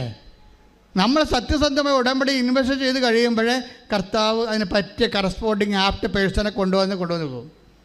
പിന്നെ അവർ നയിച്ചുകൊണ്ടിരിക്കുന്ന വിഷയത്തെ നിങ്ങളുടെ ഉടമ്പടിയിൽ എപ്പോഴും അത് ഫയറാകുന്നില്ലെങ്കിൽ എൻ്റെ അർത്ഥം നിങ്ങളെ കർത്താവിനെ പരീക്ഷിക്കാൻ വേണ്ടി എപ്പോഴും തയ്യാറായിരിക്കുന്നു എന്നാണ്. സത്യസന്ധമായ ഉടമ്പടിയെ നിങ്ങൾക്ക് എന്ത് കിട്ടുമെന്നുള്ള രീതിയിൽ, അതായത് നിങ്ങൾ ഓരോരുത്തരും എങ്ങനെയാണെന്ന് വെച്ചാൽ ചില കാര്യങ്ങൾ ചെയ്യുമ്പോൾ ചെയ്യുന്ന അനുസരിച്ച് നിങ്ങളെ തൂക്കി നോക്കും, ദൈവത്തെ തൂക്കും. ദൈവത്തെ തൂക്കിയിട്ട് ഇത്രയും കഷ്ടപ്പെട്ടിട്ട് ചെയ്തുകൊണ്ട് നമുക്ക് വല്ല പ്രയോജനം ഉണ്ടായി, ഇല്ലെങ്കിൽ കയ്യിലെ കാശ് പിന്നെയും പോകുകയിലേ ഉള്ളു എന്നൊക്കെ വിചാരിച്ച് ദൈവത്തോട് ഇങ്ങനെ പിച്ചിമ്പയൊക്കെ പറഞ്ഞുകൊണ്ടേ ചെയ്യും. അതാണ് ഉടമ്പടി കത്താത്തത്. ഉടമ്പടിയുടെ വെച്ചാൽ ഇനി ദൈവത്തിന് ചെയ്യാൻ പറ്റുന്ന മനുഷ്യരാശിയുമായിട്ട് ബന്ധപ്പെട്ട ഏറ്റവും വലിയ പദ്ധതിയാണ് ഉടമ്പടി. ഞാൻ എന്തെങ്കിലും പറയണമെന്ന് വെച്ച് കഴിഞ്ഞാൽ നമ്മൾ ഇപ്പോൾ അവരെന്താ ചെയ്തിരിക്കുന്നത്, സജി എന്താ ചെയ്തിരിക്കണത്? സത്യസന്ധമായിട്ട് ഉടമ്പടിയുടെ ചെയ്വനകളിലെ ഗ്രേഡ് വർദ്ധിപ്പിച്ചിട്ട് അതിൻ്റെ അകത്ത് തൻ്റെ സത്യസന്ധതയും സിൻസിയറിറ്റിയും വിശ്വസ്തതയും കാണിച്ചു. ഈ വിശ്വസ്തതയും സത്യസന്ധതയും കാണിച്ചാൽ ഞാനൊരു കാര്യം ചോദിക്കട്ടെ. ഇപ്പോൾ ഒരു ഡോളർ നമ്മുടെ കയ്യിലുണ്ടെന്ന് വിചാരിച്ചോ, ഡോളർ ഏത് രാജ്യക്കാരനും എടുക്കും, ഒരു കുഴപ്പമില്ല. നമ്മുടെ ജാതിയും മതവും നോക്കിയിട്ടാണ് ആൾക്കാർ ഡോളർ എടുക്കണത്? അല്ല, അത് ഡോളർ ആയതുകൊണ്ടാണ്. ഉടമ്പടിക്ക് എങ്ങനെ സംഭവിച്ചിരിക്കണത്? ഉടമ്പടിയിൽ ഇന്ന ആളെ കൊടുക്കണമെന്ന് നിർബന്ധമില്ല. മര്യാദക്ക് ദൈവമായിട്ട് ഉടമ്പടി ചെയ്യാൻ കപ്പാസിറ്റി ഉള്ള ആൾക്കാർ കൊടുത്താൽ ഉടമ്പടി സ്വീകരിക്കപ്പെടും. അതിന് കത്തോലിക്കനാണെന്നൊരു നിർബന്ധമില്ല. ഉടമ്പടി ചെയ്യുന്ന കാര്യങ്ങൾ കൃത്യമായാൽ മതി. അതുകൊണ്ടാണ് ഇവിടെ കത്തോലിക്കലല്ലാത്ത ഒത്തിരിയേറെ സാക്ഷ്യങ്ങൾ, ഇടിവെട്ട് സാക്ഷ്യങ്ങൾ വരേണ്ട കാരണം ഇതിനകത്ത് വരുന്ന വിഷയം വെച്ചാൽ ആ ഉടമ്പടി എന്ന് പറയുന്ന ആ ചെയ്വനയിൽ തന്നെയാണ് അതിൻ്റെ വാല്യൂ ഇരിക്കുന്നത്. അത് വൃത്തിയായിട്ട് ചെയ്യാൻ ആർക്ക് കഴിഞ്ഞാലും അവർക്ക് ഏൺ ചെയ്യാൻ പറ്റും. ഇതിൻ്റെ അകത്തുനിന്ന് അത് വൃത്തിയായിട്ട് ചെയ്യാൻ കഴിഞ്ഞാൽ പ്രാർത്ഥിക്കുക, കർത്താവായ ദൈവമേ ഉടമ്പടിയെ സത്യസന്ധമായി നിറവേറ്റാൻ എനിക്ക് ആവശ്യമായ വിശ്വസ്തത നൽകണമേ. അതെന്താ പ്രശ്നം വെച്ച് കഴിഞ്ഞാൽ നമ്മളിതെല്ലാം പർച്ചേസിങ് മോഡിലാണ് ഉള്ളത്. ദൈവം നമ്മളെ വിലക്ക് വാങ്ങുന്നു, അതുപോലെ തന്നെ നമ്മുടെ വിലകൾ വർദ്ധിക്കുന്ന അനുസരിച്ച് മാത്രമേ ദൈവം നമ്മളെ വിലക്ക് വാങ്ങത്തുള്ളൂ. നമുക്ക് ഒരു വിലയില്ലാത്ത സാധനത്തിൽ നമ്മൾ വില മുടക്കി മേടിക്കുക. വിലയില്ലാത്ത സാധനം എല്ലായിടത്തും കിട്ടുന്ന സാധനത്തിൽ നമ്മൾ കാശ് മുടക്കി മേടിക്കുക? ഇല്ല. ഇപ്പോൾ ഓക്സിജൻ നമ്മൾ ആർക്കാണ് കാശ് കൊടുത്ത് മേടിക്കണം? ഓക്സിജൻ ഇല്ല, മേടിക്കത്തില്ല. എല്ലായിടത്തും ഉണ്ടത്. അതിന് വിലയില്ല. ഒരു കാലം ഉണ്ടായാൽ ചിലപ്പോൾ ഓക്സിജൻ വില കൊടുത്ത് മേടിക്കണം. ഇപ്പോൾ ഓക്സിജൻ നമ്മൾ വില കൊടുക്കണില്ല. കാര്യം ഓക്സിജൻ എല്ലായിടത്തും ഉണ്ട്. അപ്പോൾ എല്ലായിടത്തും ഇല്ലാത്ത വില കൊടുത്ത് വാങ്ങിക്കേണ്ട സംഭവങ്ങളാണ്, അതനുസരിച്ചിട്ടാണ് ഇതിൻ്റെ വില നിശ്ചയിക്കുന്നത്. ഇപ്പം ദൈവം ഇപ്പം 1 Corinthians 6:20 വായിച്ച് ശ്രദ്ധിക്കട്ടെ. ഹല്ലേലൂയ ഹല്ലേലൂയ ഹല്ലേലൂയ ഹല്ലേലൂയ യേശുവേ നന്ദി. ഹല്ലേലൂയ ഹല്ലേലൂയ ഹല്ലേലൂയ. 1 Corinthians 6:20 നിങ്ങൾ വിലയ്ക്ക് വാങ്ങപ്പെട്ടവരാണ്, ആകയാൽ നിങ്ങളുടെ ശരീരത്തിൽ ദൈവത്തെ മഹത്വപ്പെടുത്തും. കർത്താവ് നമ്മളെ കാണുന്ന വിഷയം എന്താണ്? 1 Corinthians 6:20 എന്താ പറയണത്? നിങ്ങൾ പറഞ്ഞ നിങ്ങൾ വിലക്ക് വാങ്ങപ്പെട്ടവരാണ്. വിലയ്ക്ക് വാങ്ങപ്പെട്ടവരാണ്. അതിൻ്റെ അർത്ഥം എന്താ? വിലക്ക് വാങ്ങാൻ വേണ്ടി മാത്രം നമുക്ക് വില ഉണ്ടെന്ന് അതിൻ്റെ അർത്ഥം. മനസ്സിലായില്ലേ? വിലക്ക് വാങ്ങാൻ വേണ്ടി മാത്രം ഇപ്പം നമുക്ക് വിലയില്ലെന്നുണ്ടെങ്കിൽ ആരെങ്കിലും നമ്മൾ വിലക്ക് വാങ്ങിക്കുക? അതാണ് 1 Corinthians 6:20 പറയണത്. എന്താ പറയണത്? പറഞ്ഞ് നിങ്ങൾ വിലക്ക് വാങ്ങപ്പെട്ടവരാണ്. എന്താ കർത്താവിൻ്റെ വചനം ഉദ്ദേശിക്കണത്? കർത്താവിൻ്റെ വിശുദ്ധമായ രക്തത്താൽ വീണ്ടെടുക്കപ്പെട്ടവരാണെന്ന് എൻ്റെ അർത്ഥം. നമുക്ക് വേണ്ടി ക്രിസ്തു മരിക്കാൻ വേണ്ടി മാത്രം നമ്മൾ വിലയുള്ളവരാണ്. കൈയടിച്ച് ശ്രദ്ധിക്കട്ടെ. ഹല്ലേലൂയ ഹല്ലേലൂയ ഹല്ലേലൂയ ഹല്ലേലൂയ യേശുവേ നന്ദി. ഹല്ലേലൂയ ഹല്ലേലൂയ ഹല്ലേലൂയ യേശുവേ സ്തുതി. Hallelujah hallelujah. ക്രൂശിൽ കണ്ടു ഞാൻ നിൻ സ്നേഹത്തെ, ആഴമാർന്ന നിൻ മഹാത്യാഗത്തെ. ക്രൂശിൽ കണ്ടു ഞാൻ നിൻ സ്നേഹത്തെ, ആഴമാർന്ന നിൻ മഹാത്യാഗത്തെ. പകരം എന്തു നൽകും ഞാനിനി, ഹൃദയം പൂർണ്ണമായി നൽകുന്നു നാഥന്. പകരം എന്തു നൽകും ഞാനിനി, ഹൃദയം പൂർണ്ണമായി നൽകുന്നു നാഥന്. പരിശുദ്ധ പരമദിവ്യകാരുണ്യത്തിന് ആരാധനയും സ്തുതിയും പുകഴ്ചയും ഉണ്ടായിരിക്കട്ടെ. മനുഷ്യന് മറ്റ് ജീവമണ്ഡലങ്ങളെ ഉള്ള വസ്തുക്കളെക്കാളും ദൈവം വില കൽപ്പിച്ചിട്ടുണ്ട്. ഇപ്പോൾ പക്ഷികളെക്കാളും നമുക്ക് വിലയുണ്ട്, അതുപോലെ തന്നെ മൃഗങ്ങളെക്കാൾ വിലയുണ്ട് എന്നൊക്കെ ഈശോ ആദ്യം പറയും. നിങ്ങൾക്ക് പക്ഷികളെക്കാൾ വിലയുണ്ടെന്ന് ആദ്യം പറയും.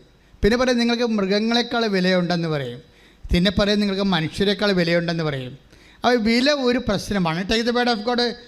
മത്തായി 6:26 ശ്രദ്ധിക്കട്ടെ. ഹല്ലേലൂയ ഹല്ലേലൂയ ഹല്ലേലൂയ. മത്തായി 6:26 ആകാശത്തിലെ പക്ഷികളെ നോക്കുവിൻ, അവ വിതയ്ക്കുന്നില്ല, കൊയ്യുന്നില്ല, കളപ്പുരയിൽ ശേഖരിക്കുന്നുമില്ല, എങ്കിലും നിങ്ങളുടെ സ്വർഗസ്ഥനായ പിതാവ് അവയെ തീറ്റിപ്പോറ്റുന്നു. അവയേക്കാൾ എത്രയോ വിലപ്പെട്ടവരാണ് നിങ്ങൾ. അപ്പോൾ വില നിശ്ചയിച്ചിട്ടുണ്ട്. വില ഒരു പ്രശ്നമാണ്. ആധ്യാത്മിക ജീവിതത്തിലും ഉടമ്പടിയിലും വില ഒരു പ്രശ്നമാണ്. പക്ഷികളെക്കാൾ വിലയുള്ളവരാണല്ലോ നിങ്ങൾ. രണ്ടാമതുണ്ട് മൃഗങ്ങളെക്കാൾ വിലയുള്ളവരാണെന്ന് പറഞ്ഞിട്ടുണ്ട്. അതായത് മത്തായി 12:12 എടുത്ത് ശ്രുതികട. ഹല്ലേലൂയ ഹല്ലേലൂയ ഹല്ലേലൂയ ഹല്ലേലൂയ യേശുവേ നന്ദി. ഹല്ലേലൂയ. മത്തായി 12:12 ആടിനേക്കാൾ എത്രയേറെ വിലപ്പെട്ടവനാണ് മനുഷ്യൻ. ആടിനേക്കാൾ പറഞ്ഞേ. ആടിനേക്കാൾ എത്രയേറെ വിലപ്പെട്ടവരാണ് മനുഷ്യർ. അപ്പം മനുഷ്യരിലേക്ക് വരണത് ആദ്യം ധാതുക്കൾ, പിന്നീട് ചെടികൾ, പിന്നീട് ആനിമൽ കിങ്ഡം. ഇങ്ങനെ എല്ലാം കഴിയുമ്പോഴാണ് മനുഷ്യൻ്റെ ഹ്യൂമൻ കിങ്ഡം വരണത്. അപ്പോൾ അതിനേക്കാൾ വിലയുള്ളവരാണ് പ്രപഞ്ചത്തെ. ദൈവം വില കൽപ്പിക്കുകയാണ് മനുഷ്യൻ. ഇനി പിന്നെ ഒരു മനുഷ്യനുണ്ട്. എന്താണ്? യേശുക്രിസ്തുവിൻ്റെ വിശുദ്ധമായ രക്തത്താൽ വീണ്ടെടുക്കപ്പെടാൻ വേണ്ടി മാത്രം വിലയുള്ള മനുഷ്യർ. അതെന്ത് മനുഷ്യരാണ്?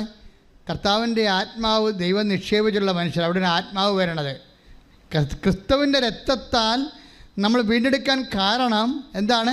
ദൈവത്തിൻ്റെ ആത്മാവ് നമ്മളിൽ കുടികൊള്ളുന്നതാണ്. കൈയടിച്ച് ശ്രദ്ധിക്കട്ടെ. ഹല്ലേലൂയ. ഹല്ലേലൂയ ഹല്ലേലൂയ യേശുവേ നന്ദി ഹല്ലേലൂയ ഹല്ലേലൂയ ഹല്ലേലൂയ ഹല്ലേലൂയ ആരാധന ഹല്ലേലൂയ ജീവജലത്തിനരുവിയാ എന്നിൽ കവിഞ്ഞ് കവിയണമേ സ്നേഹാഗ്നി ജ്വാലയായി എന്നിൽ കത്തിപ്പടരണമേ ജീവജലത്തിനരുവിയായി നിറഞ്ഞു കവിഞ്ഞൊഴുകണമേ സ്നേഹാഗ്നി ജ്വാലയായി എന്നിൽ കത്തിപ്പടരണമേ ആത്മാവേ പരിശുദ്ധാത്മാവേ ആത്മാവേ പരിശുദ്ധാത്മാവേ. ഇനി യേശുക്രിസ്തുവിന്റെ വിശുദ്ധമായ രക്തത്താൽ വീണ്ടെടുക്കപ്പെട്ട് നിത്യത അവകാശമാക്കാനുള്ള ദൈവ പൈതലിൻ്റെ വില എങ്ങനെയാണ് കൂടണതെന്നാണ് പറയണത്. ഉടമ്പടിയിൽ എപ്പോഴും നമ്മൾ ശ്രദ്ധിക്കേണ്ടത് ഉടമ്പടിയിലുള്ള സേവനകളെ എൻ്റെ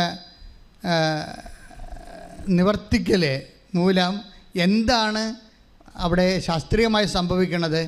നമ്മുടെ മൂല്യം വർദ്ധിച്ചുകൊണ്ടിരിക്കുന്ന മൂല്യം ഇങ്ങനെ ഘട്ടം ഘട്ടമായി മൂല്യം വർദ്ധിക്കുന്നത്, ആ മൂല്യത്തെ ദൈവം വർദ്ധിത മൂല്യത്തെ ദൈവം മാനിക്കുന്നത് സുവിശേഷത്തിൻ്റെ ഒരു പ്രമേയമാണ്. നമ്മുടെ മുമ്പിലുള്ള ഒരു ഓപ്ഷൻ എന്ന് പറയുന്നത് ഉടമ്പടിയിലൂടെ എങ്ങനെ മനുഷ്യൻ്റെ മൂല്യം വർദ്ധിപ്പിക്കാം എന്ന് വെച്ചാൽ, നിങ്ങൾ വിലക്ക് വാങ്ങപ്പെട്ടവരാണെന്ന് വചനം പറയണില്ലേ? 1 കൊരിന്ത്യൻസിൻ്റെ 6:20 അപ്പം ദൈവം വിലക്ക് വാങ്ങാൻ വേണ്ടി മാത്രം ഒരു വ്യക്തിയുടെ മൂല്യം എങ്ങനെ വർദ്ധിക്കാൻ പറ്റുമെന്ന് യേശു പറയുന്നുണ്ട്. 10:31 എടുത്ത് മത്തായിയുടെ സുവിശേഷം ശ്രദ്ധിക്കട്ടെ. ഹല്ലേലൂയ ഹല്ലേലൂയ ഹല്ലേലൂയ ഹല്ലേലൂയ യേശുവേ നന്ദി ഹല്ലേലൂയ ഹല്ലേലൂയ. മത്തായി 10:31 അതിനാൽ ഭയപ്പെടേണ്ട നിങ്ങൾ അനേകം കുരുവികളെക്കാൾ വിലയുള്ളവരാണല്ലോ. ഇനി ഈ വിലയിൽ എങ്ങനെയാണ് വില വരണത്, എങ്ങനെയാണ് വില കൂടിയത്, എങ്ങനെയാണ് വില കൂട്ടണത് എന്ന് 10:32 അടുത്ത വചനം വായിച്ചാൽ മനസ്സിലാകും. അടുത്ത വചനം എന്താ? പറഞ്ഞ മനുഷ്യരുടെ മുമ്പിൽ എന്നെ ഏറ്റുപറയുന്നവനെ എന്റെ സ്വർഗ്ഗസ്ഥനായ പിതാവിന്റെ മുൻപിൽ ഞാനും ഏറ്റുപറയും. ഈ ട്രാൻസ്ഫർ, ഈ ചരക്ക് ട്രാൻസ്ഫർ ചെയ്യുകയാണ്. ഈ ഉരുപ്പടി പിതാവിൻ്റെ സ്വർഗത്തിനെടുക്കാൻ പറ്റുന്ന രീതിയിലേക്ക് ഇതിൻ്റെ ക്വാളിറ്റേറ്റീവ് ചേഞ്ച് വരുത്തുന്ന മനസ്സിലായ? ഇപ്പം നമ്മൾ പഠിക്കാൻ വേണ്ടിയിരിക്കും. പക്ഷേ നിങ്ങളുടെ ഈ വിഷയം ഏറ്റെടുത്തിട്ട് നിങ്ങളെ ദൈവം പിതാവിനെ മുമ്പിൽ പ്രദർശിപ്പിക്കാൻ പറ്റുന്ന മൂല്യമുള്ള വസ്തുവായിട്ട് മാറ്റും. ഇതാണ് എൻ്റെ വിഷയം വന്നിരിക്കുന്നത്. ഇവിടെ നിങ്ങൾ പഠിക്കണം ഈ വിഷയം. എന്ന് വെച്ചാൽ എങ്ങനെയാണത് പറയണത്? മൂല്യമുള്ള വസ്തുവായിട്ട് മാറ്റുന്നത് എങ്ങനെയാണ്? അതിനൊറ്റ പ്രിൻസിപ്പിളേ ഉള്ളൂ. 10:32 എന്താ പറയണത്? മനുഷ്യരുടെ മുമ്പിൽ പറഞ്ഞേ, മനുഷ്യരുടെ മുമ്പിൽ നിങ്ങൾ എന്നെ ഏറ്റുപറഞ്ഞാൽ സ്വർഗ്ഗസ്ഥനായ പിതാവിന്റെ മുമ്പിൽ ഞാനും നിങ്ങളെ ഏറ്റുപറയും. പിതാവിന്റെ മുമ്പിൽ കാണിക്കുക. എക്സ്പോർട്ട് ക്വാളിറ്റി ആയി. ഇന്ത്യൻ മാർക്കറ്റിലല്ല ഈ സാധനം ഇനി ഓടാൻ പോണത്. ഇത് എക്സ്പോർട്ട് ജർമ്മനിയിലേക്ക് മത്സരത്തിൽ കയറ്റിയേക്കാൻ പോവുകയാണ്. ഇത് എക്സ്പോർട്ട് ക്വാളിറ്റിയായി സ്വർഗത്തിലേക്ക് കൊടുക്കാൻ പറ്റുന്ന വസ്തുവായി മാറുകയാണ്. അതാണ് പിതാവിൻ്റെ മുമ്പിലെന്ന് പറയണത്. അപ്പോൾ ഇത് എന്തെങ്ങനെയാണ്? മനുഷ്യരുടെ മുമ്പിൽ എന്നെ ഏറ്റു പറഞ്ഞാൽ അവിടെ വിഷയം എങ്ങനെയാണ് ഇത് എക്സ്പോർട്ട് ക്വാളിറ്റി ആകണത്? വിദേശ വിനിമയത്തിന് പറ്റണ രീതിയിലുള്ള ഒരു കമ്മോഡിറ്റി ആയിട്ട് ഇത് മാറണത് എങ്ങനെയാണ്? മനുഷ്യരുടെ മുമ്പിൽ പറഞ്ഞേ, മനുഷ്യരുടെ മുമ്പിൽ നിങ്ങൾ എന്നെ ഏറ്റുപറഞ്ഞാൽ സ്വർഗ്ഗസ്ഥനായ എന്റെ പിതാവിന്റെ മുമ്പിൽ ഞാനും നിങ്ങളെ ഏറ്റുപറയും. അപ്പൊ മനസ്സിലായില്ലേ? മനുഷ്യരുടെ മുമ്പിൽ ഏറ്റുപറഞ്ഞിട്ടാണ്, ക്രിസ്തുവിനെ മനുഷ്യരുടെ മുമ്പിൽ ഏറ്റുപറയുമ്പോഴാണ് മൂല്യം വർദ്ധിക്കുന്നത്. കൈയടിച്ച് ശ്രദ്ധിക്കട്ടെ.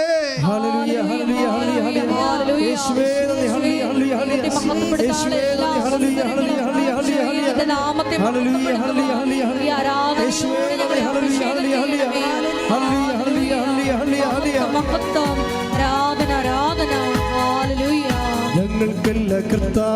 ഞങ്ങൾക്കല്ല കർത്താവേ മഹത്വം മഹത്വം യേശുവിനെ. ഞങ്ങൾക്കല്ല കർത്താവേ മഹത്വം മഹത്വം യേശുവിനെ. കളിമൺ പാത്രങ്ങൾ ഞങ്ങൾ, അയോഗ്യദാസരം ഞങ്ങൾ. കളിമൺ പാത്രങ്ങൾ ഞങ്ങൾ, അയോഗ്യദാസരം ഞങ്ങൾ. ബലഹീന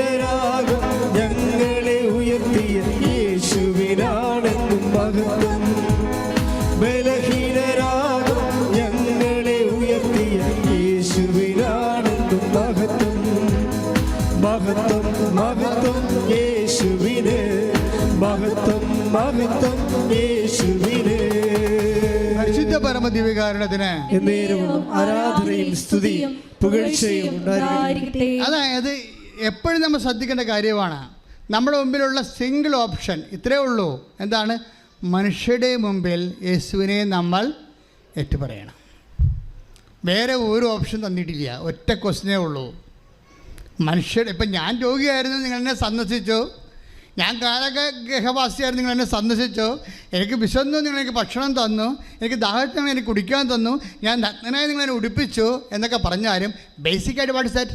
മനുഷ്യരുടെ മുമ്പിൽ കർത്താവിനെ ഏറ്റുപറയണം. പക്ഷേ നിങ്ങളത് കൊടുക്കുമ്പോഴേ കർത്താവിനെ തന്നെയാണ് ഏറ്റുപറയേണ്ടത്.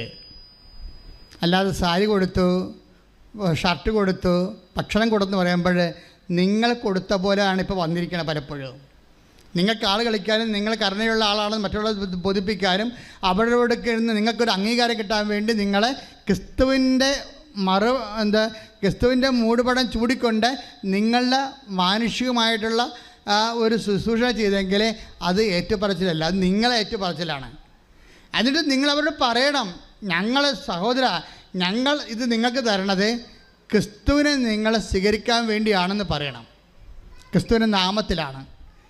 ക്രിസ്തു ഞങ്ങളോട് പറഞ്ഞു വിശക്കുന്ന ഭക്ഷണം കൊടുക്കണമെന്ന്. ക്രിസ്തു ഞങ്ങളോട് പറഞ്ഞു ദാഹിക്കുന്ന കുടിക്കാൻ കൊടുക്കണമെന്ന്. ക്രിസ്തു ഞങ്ങളോട് പറഞ്ഞു എന്ത് പറഞ്ഞു? വസ്ത്രമില്ലാത്തവർക്ക് വസ്ത്രം കൊടുക്കണമെന്ന്. അത് പറഞ്ഞുകൊണ്ടാണ് കൊടുക്കേണ്ടത്. അല്ലെങ്കിൽ അത് നിങ്ങളുടെ പേരിലായിപ്പോവും. നിങ്ങൾക്ക് അങ്ങനെ എത്രയോ പേര് കൊടുക്കുന്നുണ്ട് ആൾക്കാർക്ക്. എന്തെല്ലാം കൊടുക്കുന്നുണ്ട് ആൾക്കാർക്ക്, എന്തെല്ലാം കൊടുക്കുന്നുണ്ട് ആൾക്കാർക്ക്. അതല്ല, കൊടുക്കണമല്ല. നിങ്ങൾ ഒരു ഗ്ലാസ്, കർത്താവ് പറഞ്ഞത് സ്വർണ്ണക്കിരീടം കൊടുത്തില്ലെങ്കിലും ഒരു ഗ്ലാസ് പച്ചവെള്ളമാണ് കൊടുക്കണമെങ്കിലും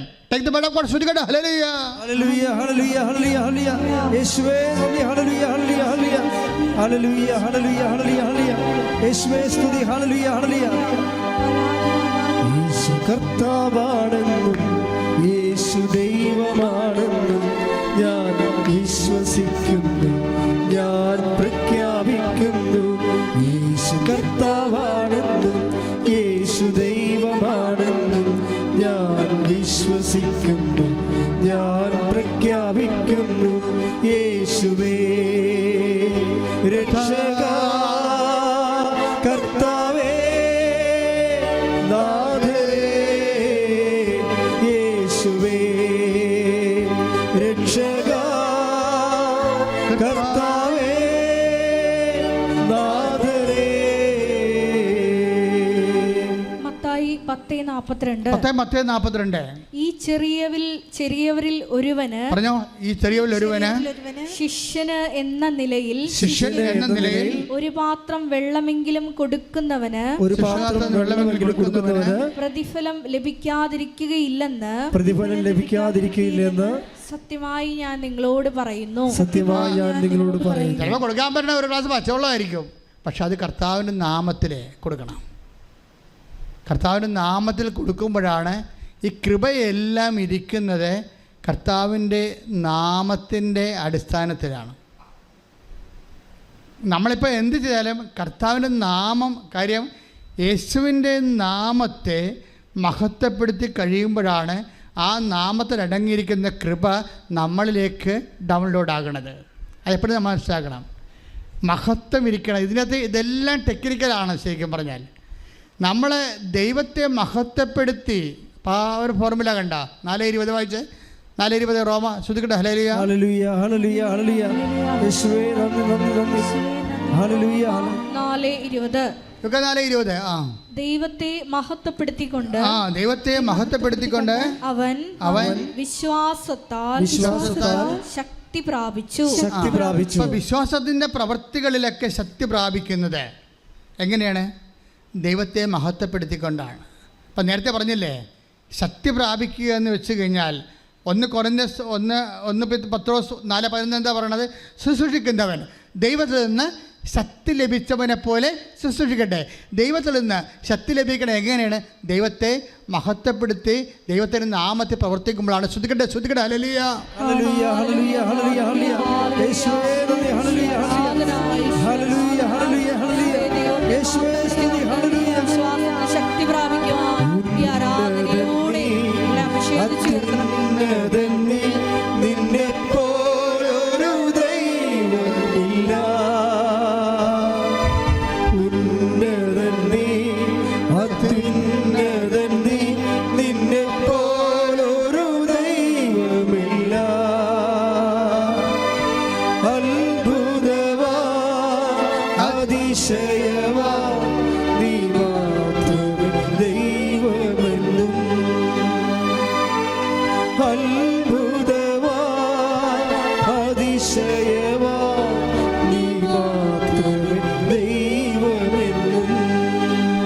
പരമദിവ്യകാരണത്തിന് എന്നേരവും ആരാധനയും സ്തുതിയും പുകഴ്ചയും ഉണ്ടായിരിക്കട്ടെ. എൻ്റെ മക്കളെ, ദൈവത്തെ നാമത്തെ മഹത്വപ്പെടുത്തുക എന്ന് വെച്ച് കഴിഞ്ഞാൽ ഏറ്റുപറയുക തന്നെ അർത്ഥം. മഹത്വപ്പെടുത്തുക എന്ന് വെച്ച് കഴിഞ്ഞാൽ ഞാൻ മഹത്വം തോത്രം എന്നൊക്കെ പറഞ്ഞ് വിറത്ത് തല്ലി പിടിച്ചുകൊണ്ട് വിറവാദം പിടിക്കണമല്ല. മഹത്വപ്പെടുത്തുക എന്ന് വെച്ച് കഴിഞ്ഞാൽ ദൈവത്തിൻ്റെ നാമത്തിലെ ആ വിഷയം നമ്മൾ ദൈവസ്നേഹത്തോടെ ചെയ്യണം. ദൈവത്തിൻ്റെ മഹത്വത്തിന് എല്ലാം നാമത്തിൻ്റെ യേശുവിൻ്റെ. ഇപ്പം തന്നെ ഞാനൊരു കാര്യം ചോദിക്കട്ടെ, ഭൂമിയിൽ കർത്താവ് കുറേ വിഷമം അനുഭവിച്ച ആളാണ്. ഭൂമിയിൽ വെച്ചാണ് കർത്താവ് 10 ദിവസം ഭൂമിയിൽ വെച്ചാണ് കർത്താവിനെ തള്ളിപ്പറഞ്ഞത്. ഭൂമിയിൽ വെച്ചാണ് പീലാത്തോസ് കൊല്ലാൻ വേണ്ടി കർത്താവിൻ്റെ കൈ കഴുകി വിട്ടത്. ഈ ഭൂമിയിൽ വെച്ച് തന്നെയാണ് യൂദാസ് മുത്തിക്കൊണ്ട് കർത്താവിനെ ഒറ്റിക്കൊടുത്തത്. അവ ഭൂമിയെ സംബന്ധിച്ചിടത്തോളം, ജീവിതത്തെ സംബന്ധിച്ചിടത്തോളം ഉറ്റവർ ഒറ്റിക്കൊടുക്കുന്ന സ്ഥലമാണ് ഭൂമി ഈശോയ്ക്ക്. ഈശോയെ സംബന്ധിച്ചിടത്തോളം ഭൂമി തൻ്റെ പ്രാണപ്രിയ ശിഷ്യൻ തന്നെ കണ്ടില്ലെന്ന് അറിഞ്ഞില്ലെന്ന് പറയുന്ന കൈയൊഴിയുന്ന സ്ഥലമാണ് ഭൂമി. ഈശോയെ സംബന്ധിച്ചിടത്തോളം ഭൂമിയിലുള്ള ജീവിതാനുഭവം എന്ന് പറയുന്നത് സ്വന്തം പ്രാണപ്രിയനായ ശിഷ്യൻ തന്നെ മുത്തിക്കൊണ്ട് കൊല്ലാൻ വേണ്ടി ഒറ്റിക്കൊടുക്കുന്ന ഭൂമി. പക്ഷേ ഭൂമിയെക്കുറിച്ച് കർത്താവ് പറയണത് ഇത് യൂദാസിൻ്റെ ഭൂമിയാണ്, യൂദാസ് ഒറ്റിക്കൊടുത്ത ഭൂമിയാണ്, ഇത് 10 ദിവസം കൈ ഒഴിഞ്ഞ ഭൂമിയാണ്, ഇത് പീലാത്തോസ് കൈ കഴുകിയ ഭൂമിയാണ് എന്നല്ല കർത്താവ് പറഞ്ഞത്. ഈ ഭൂമി പിതാവെ ഭൂമിയിൽ അങ്ങയെ മഹത്വപ്പെടുത്തേണ്ട ഇടമാണെന്ന്. ഈ 10 ദിവസത്തിലൂടെ, പീലാത്തോസിലൂടെ, അതുപോലെ യൂദാസിലൂടെ കിട്ടിയ ദുരനുഭവങ്ങളിലൂടെ അത് നിൻ്റെ നാമത്തിൽ നിന്നുള്ള സ്നേഹത്താൽ ഞാൻ സ്വീകരിച്ചപ്പോൾ പിതാവെ ഭൂമിയിൽ അതുവഴി ഞാൻ അങ്ങയെ മഹത്വപ്പെടുത്തി. ആകയാൽ അങ്ങേ പക്കൽ എന്നെ മഹത്വപ്പെടുത്തണമേ. അതാണ് യോഹന്നാന്റെ സുവിശേഷം 17:4 പറയണത്. ഓരോ അനുഭവങ്ങളും ഉടമ്പടി എടുക്കുന്നവരുടെ ജീവിതത്തിലുണ്ടാകുന്ന ഓരോ ദുഃഖാനുഭവം, ദുരിതാനുഭവങ്ങളും ദൈവത്തെ മഹത്വപ്പെടുത്താനുള്ള, നിത്യത ആഗ്രഹിക്കാനുള്ള, ആർജിക്കാനുള്ള അഭിഷേകമായിട്ട് ദൈവത്തിൻ്റെ അവസരമായിട്ട് കാണണം. ശ്രുതികട ഹല്ലേലൂയ. ഹല്ലേലൂയ ഹല്ലേലൂയ ഹല്ലേലൂയ ഹല്ലേലൂയ ഹല്ലേലൂയ. അനുഭവങ്ങളെല്ലാം നിന്നെ മഹത്വപ്പെടുത്താനുള്ള വലിയ അവസരങ്ങളാണ് തിരിച്ചറിയുക. എല്ലാം അവസരങ്ങളാണ് ഈശോ പറയണത്. എല്ലാം അവസരങ്ങളാണ്. എന്തിനുള്ള അവസരം? ദൈവത്തെ മഹത്വപ്പെടുത്താനുള്ള അവസരം. ദൈവത്തെ മഹത്വപ്പെടുത്താനുള്ള അവസരമാണ് നമ്മുടെ ദുഃഖാനുഭവങ്ങൾ, ദുരിതാനുഭവങ്ങൾ, പ്രതികൂലമായ സാഹചര്യങ്ങളെല്ലാം ഈശോ ചെയ്ത പോലെ. അതുകൊണ്ടാണ് വീണ്ടും ഈശോ പറഞ്ഞിട്ടുണ്ട് ഇതെല്ലാം അവസരങ്ങളാണെന്ന്. ഈ മനുഷ്യൻ്റെ വില ഇപ്പോൾ 21:13 എടുത്തേ, ലുക്കാന്റെ സുവിശേഷം. ശ്രുതികട ഹല്ലേലൂയ ഹല്ലേലൂയ ഹല്ലേലൂയ ഹല്ലേലൂയ. യേശുവേ നന്ദി. ഹല്ലേലൂയ ഹല്ലേലൂയ. ലൂക്കാ 21:13 നിങ്ങൾക്ക് ഇത് സാക്ഷ്യം നൽകുന്നതിനുള്ള അവസരമായി. Price the Lord. ഏതൊക്കെയാണ് നിങ്ങൾക്ക് ഇതെന്ന് പറഞ്ഞ ഏതാണ്? ഇവയ്ക്കെല്ലാം മുമ്പ് അവർ നിങ്ങളെ പിടികൂടുകയും ഈശോയെ കാണിച്ചതുപോലെ എന്താണ് ഇതെല്ലാം മുമ്പ് അവർ നിങ്ങളെ പിടികൂടുകയും പീഡിപ്പിക്കുകയും അവരുടെ സിനഗോഗുകളിൽ കാരാഗൃഹങ്ങളിൽ നിങ്ങളെ ഏൽപ്പിച്ചു കൊടുക്കും. എന്റെ നാമത്തെ പ്രതി രാജാക്കന്മാരുടെയും ദേശാധിപതികളുടെയും മുമ്പിൽ അവർ നിങ്ങളെ കൊണ്ടുപോകാം. നിങ്ങൾക്ക് ഇത് സാക്ഷ്യം നൽകുന്നതിനുള്ള അവസരമായിരിക്കും. അപ്പൊ എല്ലാ സകല സാഹചര്യങ്ങളും സാക്ഷ്യത്തിനുള്ള അവസരമായിരിക്കും. ദൈവത്തെ മഹത്വപ്പെടുത്തിക്കൊണ്ട് വിശ്വാസത്തെ വളരുവാനും ദൈവത്തെ മഹത്വപ്പെടുത്തിക്കൊണ്ട് നിങ്ങളുടെ ജീവിത നിയോഗങ്ങൾ നിവൃത്തിയാക്കാനുള്ള ദൈവികമായ അവസരമായിട്ടാണ് ദൈവം നൽകുന്നുള്ള തിരിച്ചറിവാണ് ഉടമ്പടി നൽകുന്നത്. കൈയടിച്ചുകൊണ്ട് ആശ്വസിക്കട്ടെ.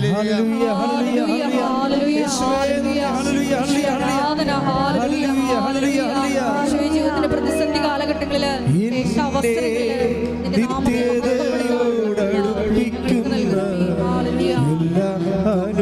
അനുഭവങ്ങൾക്കും നന്ദി. എന്നെ നല്ല ശിഷ്യനാക്കിയിടുന്ന എല്ലാ കുരിശുകൾക്കും നാഥാ നന്ദി. എന്നെ നിത്യതയോടടുപ്പിക്കുന്ന എല്ലാ അനുഭവങ്ങൾക്കും നന്ദി. എന്നെ നല്ല ശിഷ്യനാക്കിയിടുന്ന എല്ലാ കുരിശുകൾക്കും നാഥാ നന്ദി. ഇതുപോലെ സഹനത്തിൻ്റെ സാഹചര്യങ്ങൾ കടന്നു പോകുമ്പോൾ എങ്ങനെയാണ് ദൈവത്തെ മഹത്വപ്പെടുത്തിക്കൊണ്ട് സാക്ഷിയാകണതെന്ന് നോക്കിയാൽ ഈ ആഴ്ചത്തെ മറ്റൊരു സാക്ഷിയോട് നിഷയുടെ സാക്ഷ്യം, തൃശ്ശൂരിൽ നിന്ന് നിഷയുടെ സാക്ഷ്യങ്ങൾ എനിക്ക് വളരെ ഹൃദ്യമായിട്ട് തോന്നിയ സാക്ഷ്യമാണ്. നിഷയ്ക്ക് മക്കളില്ല, 2 മക്കൾ അബോർട്ടായി പോയി. അപ്പോഴതൊന്നും അവൾ ഉടമ്പടി എടുത്തു കഴിഞ്ഞപ്പോൾ കർത്താവ് പറഞ്ഞു, കർത്താവ് എനിക്ക് ഗുജറാത്തിൽ പോകണം അത്യാവശ്യമായിട്ട്. അപ്പം ഞാൻ ഗുജറാത്തിൽ പോണ മുമ്പ് പ്രഗ്നൻ്റ് ആയി കഴിഞ്ഞാൽ നോക്കിയേ, ഈ ആൾക്കാരൊക്കെ ഈശോയോട് സംസാരിക്കുന്ന രീതി കണ്ടില്ലേ? ഈശോ എനിക്ക് ഗുജറാത്തിൽ അത്യാവശ്യമായിട്ട് പോകണം, പക്ഷേ ഞാൻ ഗുജറാത്തിൽ പോണ മുമ്പ് പ്രഗ്നൻ്റ് ആയി കഴിഞ്ഞാൽ എനിക്ക് ഗുജറാത്തിൽ പോകാൻ പറ്റത്തില്ല, അത് നിൻ്റെ ഇഷ്ടം, എന്താ വെച്ചാൽ നീ ചെയ്യും. അപ്പോഴേ എന്നാ പക്ഷേ ഗുജറാത്തിൽ പോണവരെ പ്രഗ്നൻ്റ് ആയില്ല, പോയി തിരിച്ചു വന്നപ്പോൾ പ്രഗ്നൻ്റ് ആയി. ഈശോ പറഞ്ഞു, അവളുടെ ടൈമിൽ ഈശോ വിഷയം സെറ്റ് ചെയ്യും. ഈശോ നിങ്ങളൊന്ന് അനുഭവിച്ച് അടുത്ത് നിന്നാണ്ടല്ലോ ഈ ആളാരാണെന്നറിയാം. പിന്നെ അപ്പനും വേണ്ട ഈ അമ്മനും വേണ്ടെന്ന് പറഞ്ഞ പോലെ ആവും. അത്രയും ലവബിളാണ്, എന്ന് വെച്ച് കഴിഞ്ഞാൽ പിന്നെ ഈ ആൾ അന്ത്യം വരെ ഉണ്ടാവുമല്ലോ. അതുകൊണ്ട് നേരിട്ട് ഇപ്പം ദൈവാനുഭവമുള്ളവർ സാധാരണ മനുഷ്യരിലെ ദൈവിക സ്പിരിച്വാലിറ്റിയിൽ അവർ വർത്തിക്കുന്ന കണ്ടില്ലേ? ഇപ്പം നേരിട്ട് അവളുടെ ജീവിത പ്രശ്നങ്ങൾ നേരെ ഈശോയുമായിട്ട് ഇൻട്രാക്ട് ചെയ്യാൻ, എന്നിട്ട് അവൾക്ക് പറ്റുന്ന രീതിയിൽ ഈശോ കൊണ്ടുവന്നു. അപ്പോൾ എന്നിട്ട് അവൾ പറയും, ഈശോ നിനക്ക് എന്നെ നേരത്തെ അറിയാം, ഓപ്പറേഷൻ പറ്റത്തില്ല, എനിക്ക് പേടിയാണ്. അതൊരു രസമാണ് ആ സാക്ഷ്യം. എനിക്ക് പേടിയാണ്, കാര്യം എനിക്കൊരു സൂചി കൊണ്ട് കുത്തണ പോലും ഞാൻ കിടന്ന് കാറും, അപ്പോൾ ഓപ്പറേഷൻ ഇല്ലാതാക്കി തരുമെന്ന് പറയും. അപ്പം എനിക്കത് ആ സാക്ഷ്യത്തെ മനസ്സിലായത് എന്താ അറിയാമോ? ഓപ്പറേഷൻ മോശമാണെന്നല്ല ഞാൻ മനസ്സിലായത്. നമ്മൾ പറയുന്ന നമ്മളുടെ ആ ഇഷ്ടാനിഷ്ടങ്ങൾക്ക് പറ്റുന്ന രീതിയിൽ ദൈവം വിഷയം സെറ്റ് ചെയ്യാൻ വേണ്ടി മാത്രം ദൈവം നമ്മളെ സ്നേഹിക്കുന്നു എന്നുള്ളതാണ് ഏറ്റവും വലിയ. അവസാനം ഒരു ദിവസം ഇവളുടെ അമ്മ ഒരു സ്വപ്നം കാണാം. കൃപാസനം മാതാവ് പ്രസവം എടുത്തിട്ട് കുഞ്ഞിനെ ഇവൾക്ക് കൊടുക്കുന്നു. അപ്പോൾ അമ്മ ഇവളോട് പറയും, എടി നിനക്ക് വേദന ഒന്നും ഉണ്ടാകത്തില്ല, കൃപാസനം അമ്മ തന്നെ വന്ന് തിയേറ്ററിൽ വന്ന് കുഞ്ഞിനെ എടുത്ത് നിനക്ക് തരണമെന്ന് ഞാൻ സ്വപ്നം കണ്ടെന്ന് പറയും. എന്നിട്ട് അത് 22-ാം തീയതിയാണെന്ന് പറയും. അവിടെയാണ് പ്രശ്നം. സ്വപ്നം ആർക്കും കാണാം, പക്ഷേ ഈ അമ്മ പറഞ്ഞ് 22-ാം തീയതി തന്നെ ഇവളെ പ്രസവിക്കും. ശ്രുതികട്ടെ ഹല്ലേലൂയ.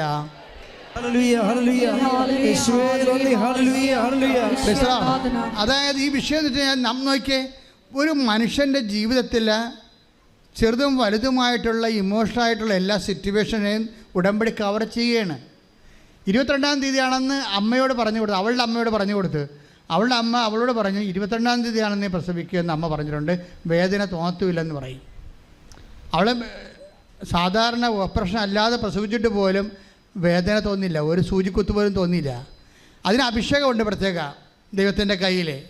നിങ്ങൾക്ക് ചിന്തിക്കാൻ പറ്റുമോ? നിങ്ങൾ ഓപ്പറേഷൻ അല്ലാതെ താനെ സ്വാഭാവികമായിട്ട് പ്രസവിച്ച ആൾക്കാർക്ക് അറിയാമല്ലോ, 45 യൂണിറ്റാണ് മറ്റേയാണ്, 45 അസ്ഥികൾ ഒരുമിച്ച് ഒടിയണ അത്രയും വേദനയുള്ള കേസാണ് പ്രസവ വേദന. ഇതൊക്കെ ഫീൽ ചെയ്യാത്ത രീതിയിൽ നീ അഗ്നിയിലൂടെ നടക്കും, അഗ്നി നിന്നെ വിഴുങ്ങത്തില്ല, നീ സമുദ്രത്തിലൂടെ നടക്കും, സമുദ്രം നിന്നെ മുക്കത്തില്ലെന്ന് പറയുന്ന ഒരു അഭിഷേകമുണ്ട്. അത് അവർക്ക് കൊടുത്തിരിക്കുന്നു. ശ്രുതികട്ടെ ഹല്ലേലൂയ.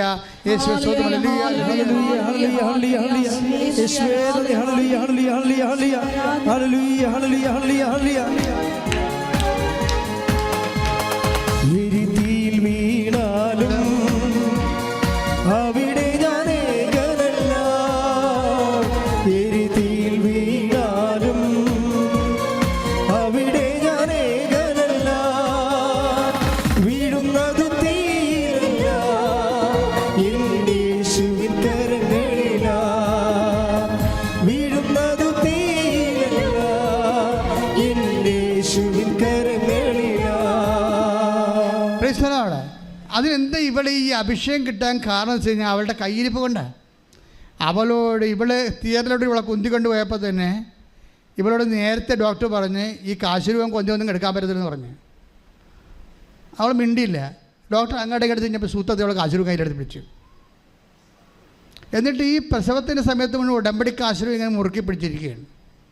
അതിനിടക്ക് ആ നല്ല സമയമായപ്പോൾ കാശുരൂപം കയ്യിൽ നിന്ന് പോയി, ഓപ്പറേഷൻ തിയേറ്ററിൽ താഴെ വീണ്. അപ്പോൾ ഡോക്ടർ ഇവിടെ ചൂടായി, ഇതെന്താ കാണിക്കരുത്, നേരത്തെ പറഞ്ഞ ഇതൊന്നും എടുക്കാൻ പറ്റില്ലെന്ന്. ഡോക്ടർ ഇങ്ങോട്ട് എടുത്തതെന്ന് പറയും. അവസാനം ഇവിടെ നിലവിളി കൂട്ടിയപ്പോൾ കാശുരൂപം എടുത്ത് കൈ കൊടുത്തു. കാശിനെ കൈപ്പിടിച്ച സമയത്ത് ഇവൾ പ്രസവിക്കുകയും ചെയ്തു. നിങ്ങൾ ആ സാക്ഷ്യം കേൾക്കണം ശരിക്കും പറഞ്ഞാലേ. അതായത് സീരിയസ് ആയിട്ട്, അവൾ സീരിയസ് ആയിട്ടാണ്, ഡോക്ടറിൻ്റെ വാക്ക് പോലും കേൾക്കാതെ സീരിയസ് ആയിട്ടാണ് മദറിനെ ഹോൾഡ് ചെയ്യണത്. ഇങ്ങനെ ഹോൾഡ് ചെയ്യുന്നവരെ സംബന്ധിച്ചിടത്തോളം ദൈവം ആരാണെന്ന് അറിയും, അല്ലെങ്കിൽ പരിശുദ്ധ അമ്മയിൽ ദൈവം അറിയിക്കും അവരെ. ശ്രുതിക്കട്ടെ ഹല്ലേലൂയ. ഹല്ലേലൂയ ഹല്ലേലൂയ യേശുവേ നന്ദി. ഹല്ലേലൂയ ഹല്ലേലൂയ ഹല്ലേലൂയ ഹല്ലേലൂയ ഹല്ലേലൂയ. ഉടമ്പടിയിലൂടെ ഞങ്ങളുടെ കൂടെ സഞ്ചരിക്കുന്ന പരിശുദ്ധ അമ്മയുടെ സാന്നിധ്യത്തിന് നന്ദി പറയുന്നു. അമ്മ ഉടനടി പരിഹാരമേകും ഉടമ്പടി പ്രാർത്ഥനയിൽ. അമ്മ ഉടനടി പരിഹാരമേകും അവൻ പറയുന്നത് ചെയ്തിടുകിൽ ജീവിതം ധന്യമായി തീർന്നിടും. അവൻ പറയുന്നത് ചെയ്തിടുകിൽ ജീവിതം ധന്യമായി തീർന്നിടും. പരിശുദ്ധ പരമ ദിവ്യകാരുണ്യത്തിന് എന്നേരവും ആരാധനയും സ്തുതിയും പുകഴ്ചയും ഉണ്ടായിരിക്കട്ടെ. പരിശുദ്ധ പരമ ദിവ്യകാരുണ്യത്തിന് എന്നേരവും ആരാധനയും സ്തുതിയും പുകഴ്ചയും അവൻ കാശുരൂപ ഹോൾഡ് ചെയ്യണതും ഒരു സാക്ഷ്യമാണ് ശരിക്കും. അല്ല ഡോക്ടർ പറഞ്ഞതല്ലേ എന്നൊക്കെ പറഞ്ഞുകൊണ്ട് വേണേൽ എവിടെയെങ്കിലും മാറ്റി വെക്കത്തില്ല. അങ്ങനെയാണ് ഒരു 90% ആൾക്കാർ അങ്ങനെ ചെയ്യത്തുള്ളൂ. ഈ 10% എപ്പോഴും ഹാർട്രിക്ക് അടിക്കണത്. വിശ്വാസത്തെ വിശ്വാസമായിട്ട് കാണുന്ന ആൾക്കാരുണ്ട്, കോംപ്രമൈസ്, ഒത്തുതീർപ്പില്ലാത്തത്. ആരോടും ഒത്തുതീർപ്പില്ല. അവർ അവരുടെ ദൈവവും വേറെ ഒന്നും അവരുടെ സത്യമായിട്ട് അവർ കരുതണില്ല. ഉടമ്പടി വർക്ക് ചെയ്യണത് അങ്ങനെയാണ്. എങ്ങനെയെങ്കിലുമൊക്കെ ഒപ്പിച്ചെടുക്കാമെന്ന് പറഞ്ഞാൽ നിങ്ങൾക്ക് നിങ്ങൾ ഉടായ്പാണ് ദൈവത്തെ അറിയാൻ പറ്റും. ഇപ്പം നിങ്ങളുടെ കാര്യം ഉടായ്പായിട്ട് മാറും. ഈ ദിവസങ്ങളിലുള്ള വേറൊരു സാക്ഷ്യം എനിക്കിഷ്ടപ്പെട്ടത് ജസ്റ്റിൻ്റെ സാക്ഷ്യമാണ്. കടപ്പക്കര, കൊല്ലം കടപ്പക്കര ജസ്റ്റിൻ്റെ സാക്ഷ്യം. അതായത് 30 വർഷമായിട്ട് 3 വർഷമായിട്ട് അദ്ദേഹം വീടില്ല. അദ്ദേഹം വീട് കിട്ടി ഉടമ്പടി, അതല്ല പ്രശ്നം. അയാൾക്ക് 42 വയസ്സുണ്ട്. വൈഫിന് കൂടെ കൂടെ അബോർഷൻ സംഭവിക്കുന്നുണ്ട്. രണ്ടാമത്തെ കുഞ്ഞിന് അബോർഷനാണ്. 3, 4, 5 പ്രാവശ്യം അബോർഷൻ സംഭവിച്ചു. അപ്പോൾ അതിനുശേഷം അദ്ദേഹം ഉടമ്പടി എടുക്കും.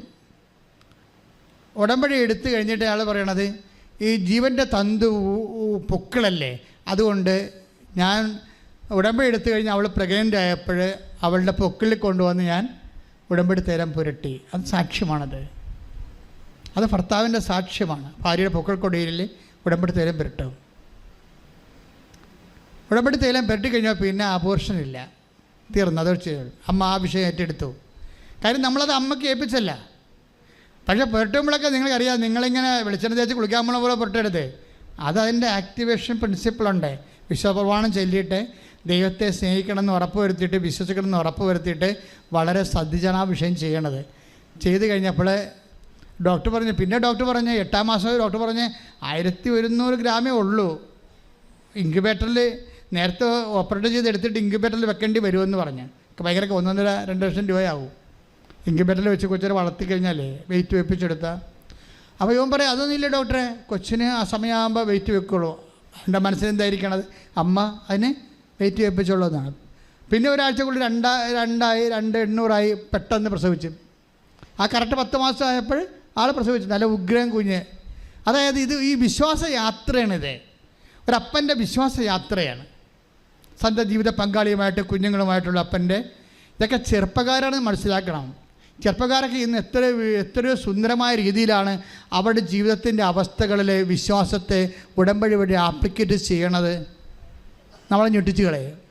അതുകൊണ്ട് ഞാനീ പറഞ്ഞ സാക്ഷ്യങ്ങളെല്ലാം നോക്കുക. ഇതെല്ലാം ഒരു സാധാരണ മനുഷ്യരുടെ സാക്ഷ്യങ്ങളാണ്. സാധാരണ മനുഷ്യരെ എത്ര വിശ്വാസത്തോടു കൂടിയാണ് ഉടമ്പടിയെ ആക്ടിവേറ്റ് ചെയ്യണത്, ദൈവം അവരോട് സത്യസന്ധമായിട്ട് ഇൻട്രാക്ട് ചെയ്യണത്. അതിന് ഇവൻ ചെയ്യേണ്ട ഒരു കാര്യമുണ്ട്.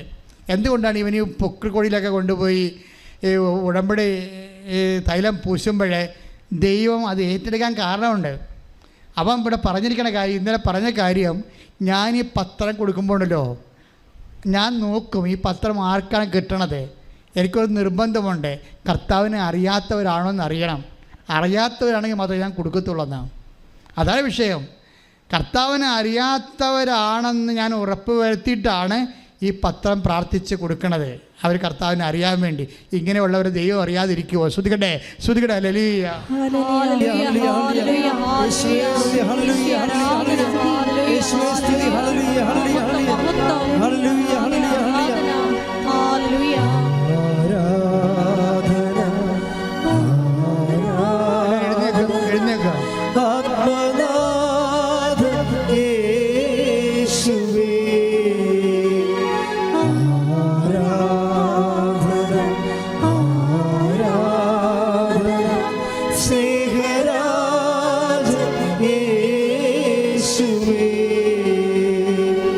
പരമദിവ്യകാരുണ്യത്തിന് ആരാധനയും സ്തുതിയും പുകഴ്ചയും ഉണ്ടായിരിക്കട്ടെ. പ്രിയപ്പെട്ടവരെ, സത്യസന്ധമായി ഇതുപോലെ ഉടമ്പടി ആക്ടിവിറ്റി ചെയ്താൽ നിങ്ങളൊരു ഫ്രഷ് ഹാൻഡ് ആണെങ്കിൽ പോലും, ആദ്യമായിട്ടും ഈശ്വരനെ അറിയുന്നവരാണെങ്കിൽ പോലും, കർത്താവ് നിങ്ങളോട് ഉടമ്പടിയിലൂടെ മറുപടി പറയും. പല ആൾക്കാരുടെ ഉടമ്പടി ലാഗ് ചെയ്യണത് പകുതി ചെയ്ത് ഈ വവ്വാല് ചപ്പണ പോലെ ഉടമ്പടി എടുത്തിട്ടാണ്. വവ്വാല് ചപ്പണ വാങ്ങാൻ കണ്ടിട്ടുണ്ടല്ലോ, പകുതി ചപ്പുമ്പോൾ തന്നെ അത് ഒടിഞ്ഞ് താഴെ വീഴും. പിന്നെ നോക്കുമ്പോൾ പകുതി ചപ്പിയിരിക്കണ കാണാം. പകുതി ചപ്പി ഉടമ്പടിയാണ് പല ആൾക്കാരുടെയും. വവ്വാല് ചപ്പി ഉടമ്പടി എന്ന് പറയും. എന്താ കാര്യം വെച്ചാൽ ഇവർ പകുതി ചെയ്യും, ചിലത് ചെയ്യും, ചിലത് ചെയ്യത്തില്ല, ചിലത് ഭംഗിയാട് ചെയ്യും, ചിലത് ചെയ്തെന്ന് ഒപ്പിച്ചു വരത്തും. അങ്ങനെ പോയ ഉടമ്പടികളാണ്. ഇതെല്ലാം നിങ്ങൾക്ക് രണ്ടാമത് സമ്പൂർണ്ണമായിട്ട് ദൈവസ്നേഹത്തോടുകൂടി ചെയ്യാനുള്ള അഭിഷേകത്തിനായി സ്തുതിക്കട്ടെ. ഹല്ലേലൂയ.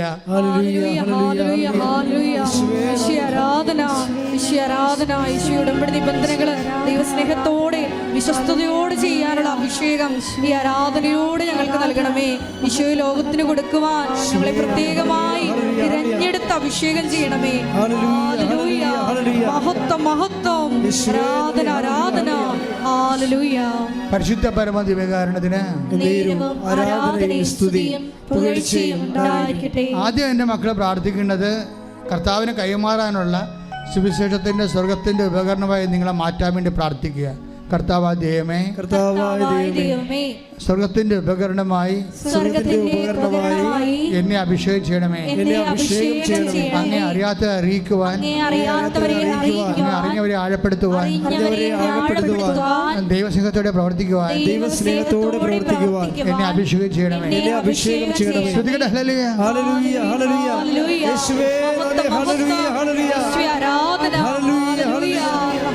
അധികമായി കൃപ നൽകി ഞങ്ങളെ ആരാധനയിലൂടെ അഭിഷേകം ചെയ്യണമേ. ഹല്ലേലൂയ.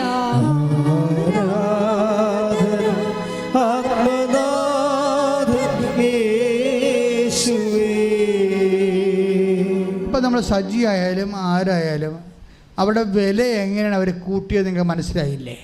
മനുഷ്യരുടെ മുമ്പിൽ എന്നെ ഏറ്റുപറയുന്നവനെ ഞാൻ എക്സ്പോർട്ട് ക്വാളിറ്റി ആക്കും എന്നാണ് ഈശോ പറഞ്ഞത്. സ്വർഗീയ വിനിമയത്തിനായി ഞാൻ ഒരുക്കി വെക്കും. അതിൻ്റെ വില കൂടിയെന്ന് എൻ്റെ അർത്ഥം. അപ്പോൾ കൈമാറ്റത്തിലൂടെയും മറ്റും യേശുവിനെ ഏറ്റുപറയുന്നതിലൂടെയുമാണ് നമ്മൾ യേശുവിനെ ഏറ്റുപറയാത്ത ഒരു പ്രവർത്തനങ്ങളിലും ദൈവത്തിന് യാതൊരുവിധ ഇൻവെസ്റ്റ്മെൻറ്റും ഇല്ല. സഭയിലൊക്കെ എന്തുമാത്രം സാമൂഹ്യ പ്രവർത്തനം നടക്കുന്നതാണ്. പക്ഷെ അതിലൊന്നും യേശുവിനെ അവർ ഏറ്റുപറയുന്നതായിട്ട് ഞാൻ കണ്ടിട്ടില്ല. പല പ്രവർത്തനങ്ങളിലും ചില അച്ഛന്മാർ ലോഹ ഒരിക്കലും ഉപയോഗിക്കാറില്ല. നിങ്ങളുടെ വീടുകളിലൊക്കെ വരും ഇടവക വികാരം ലോഹയൊക്കെ ഇടാതെ. അങ്ങനെ ബുദ്ധിമുട്ടാണ് യേശുവിനെ അത് ഏറ്റു പറയാൻ. അവരങ്ങനെയുള്ളവർ നിങ്ങൾ സ്വീകരിക്കേണ്ട ഒരു കാര്യമില്ല. എന്താ കാര്യം?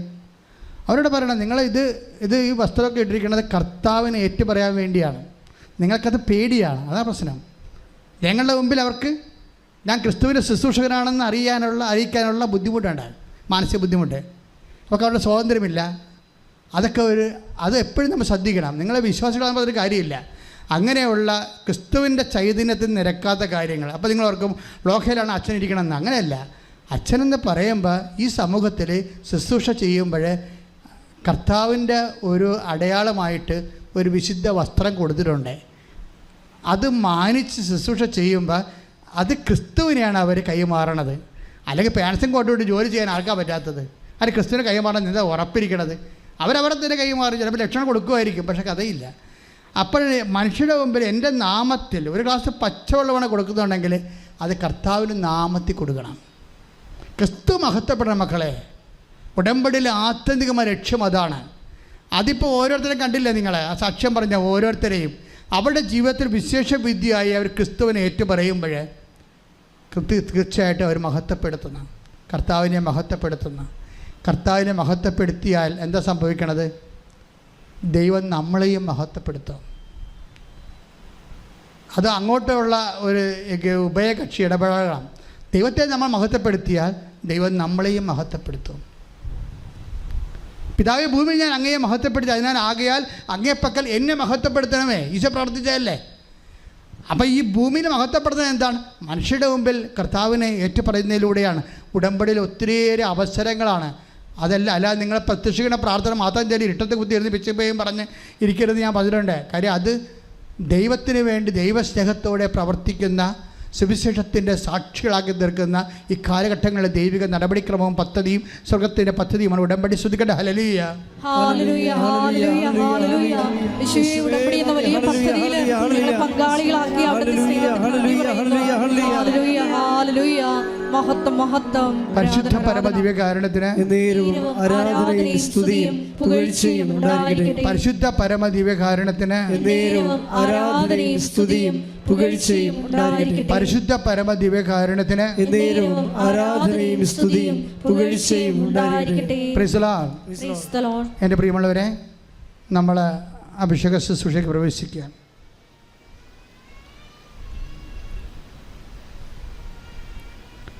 രോഗസൗഖ്യ പ്രാർത്ഥന ആരംഭിക്കുന്ന സമയമാണ്.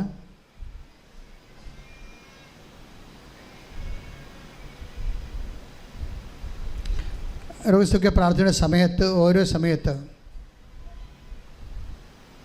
നിങ്ങളെ കൈകൾ വെച്ച് പ്രാർത്ഥിക്കണം. രോഗമുള്ളിടത്ത്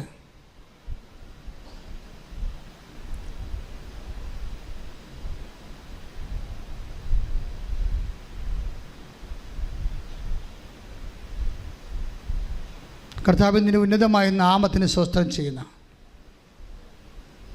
കർത്താവ്, നിൻ്റെ വിശുദ്ധ പൗരോഹിത്യത്തെ നീ മഹത്വപ്പെടുത്തണമേ.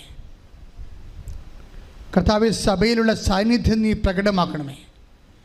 ശ്രുതിക്കട്ടെ മക്കളെ, ശ്രുതിക്കട്ടെ. ഹല്ലേലൂയ, ഹല്ലേലൂയ. കർത്താവ്, നിന്റെ തിരുമുറുപാടുന്ന വലത്ത് കരാം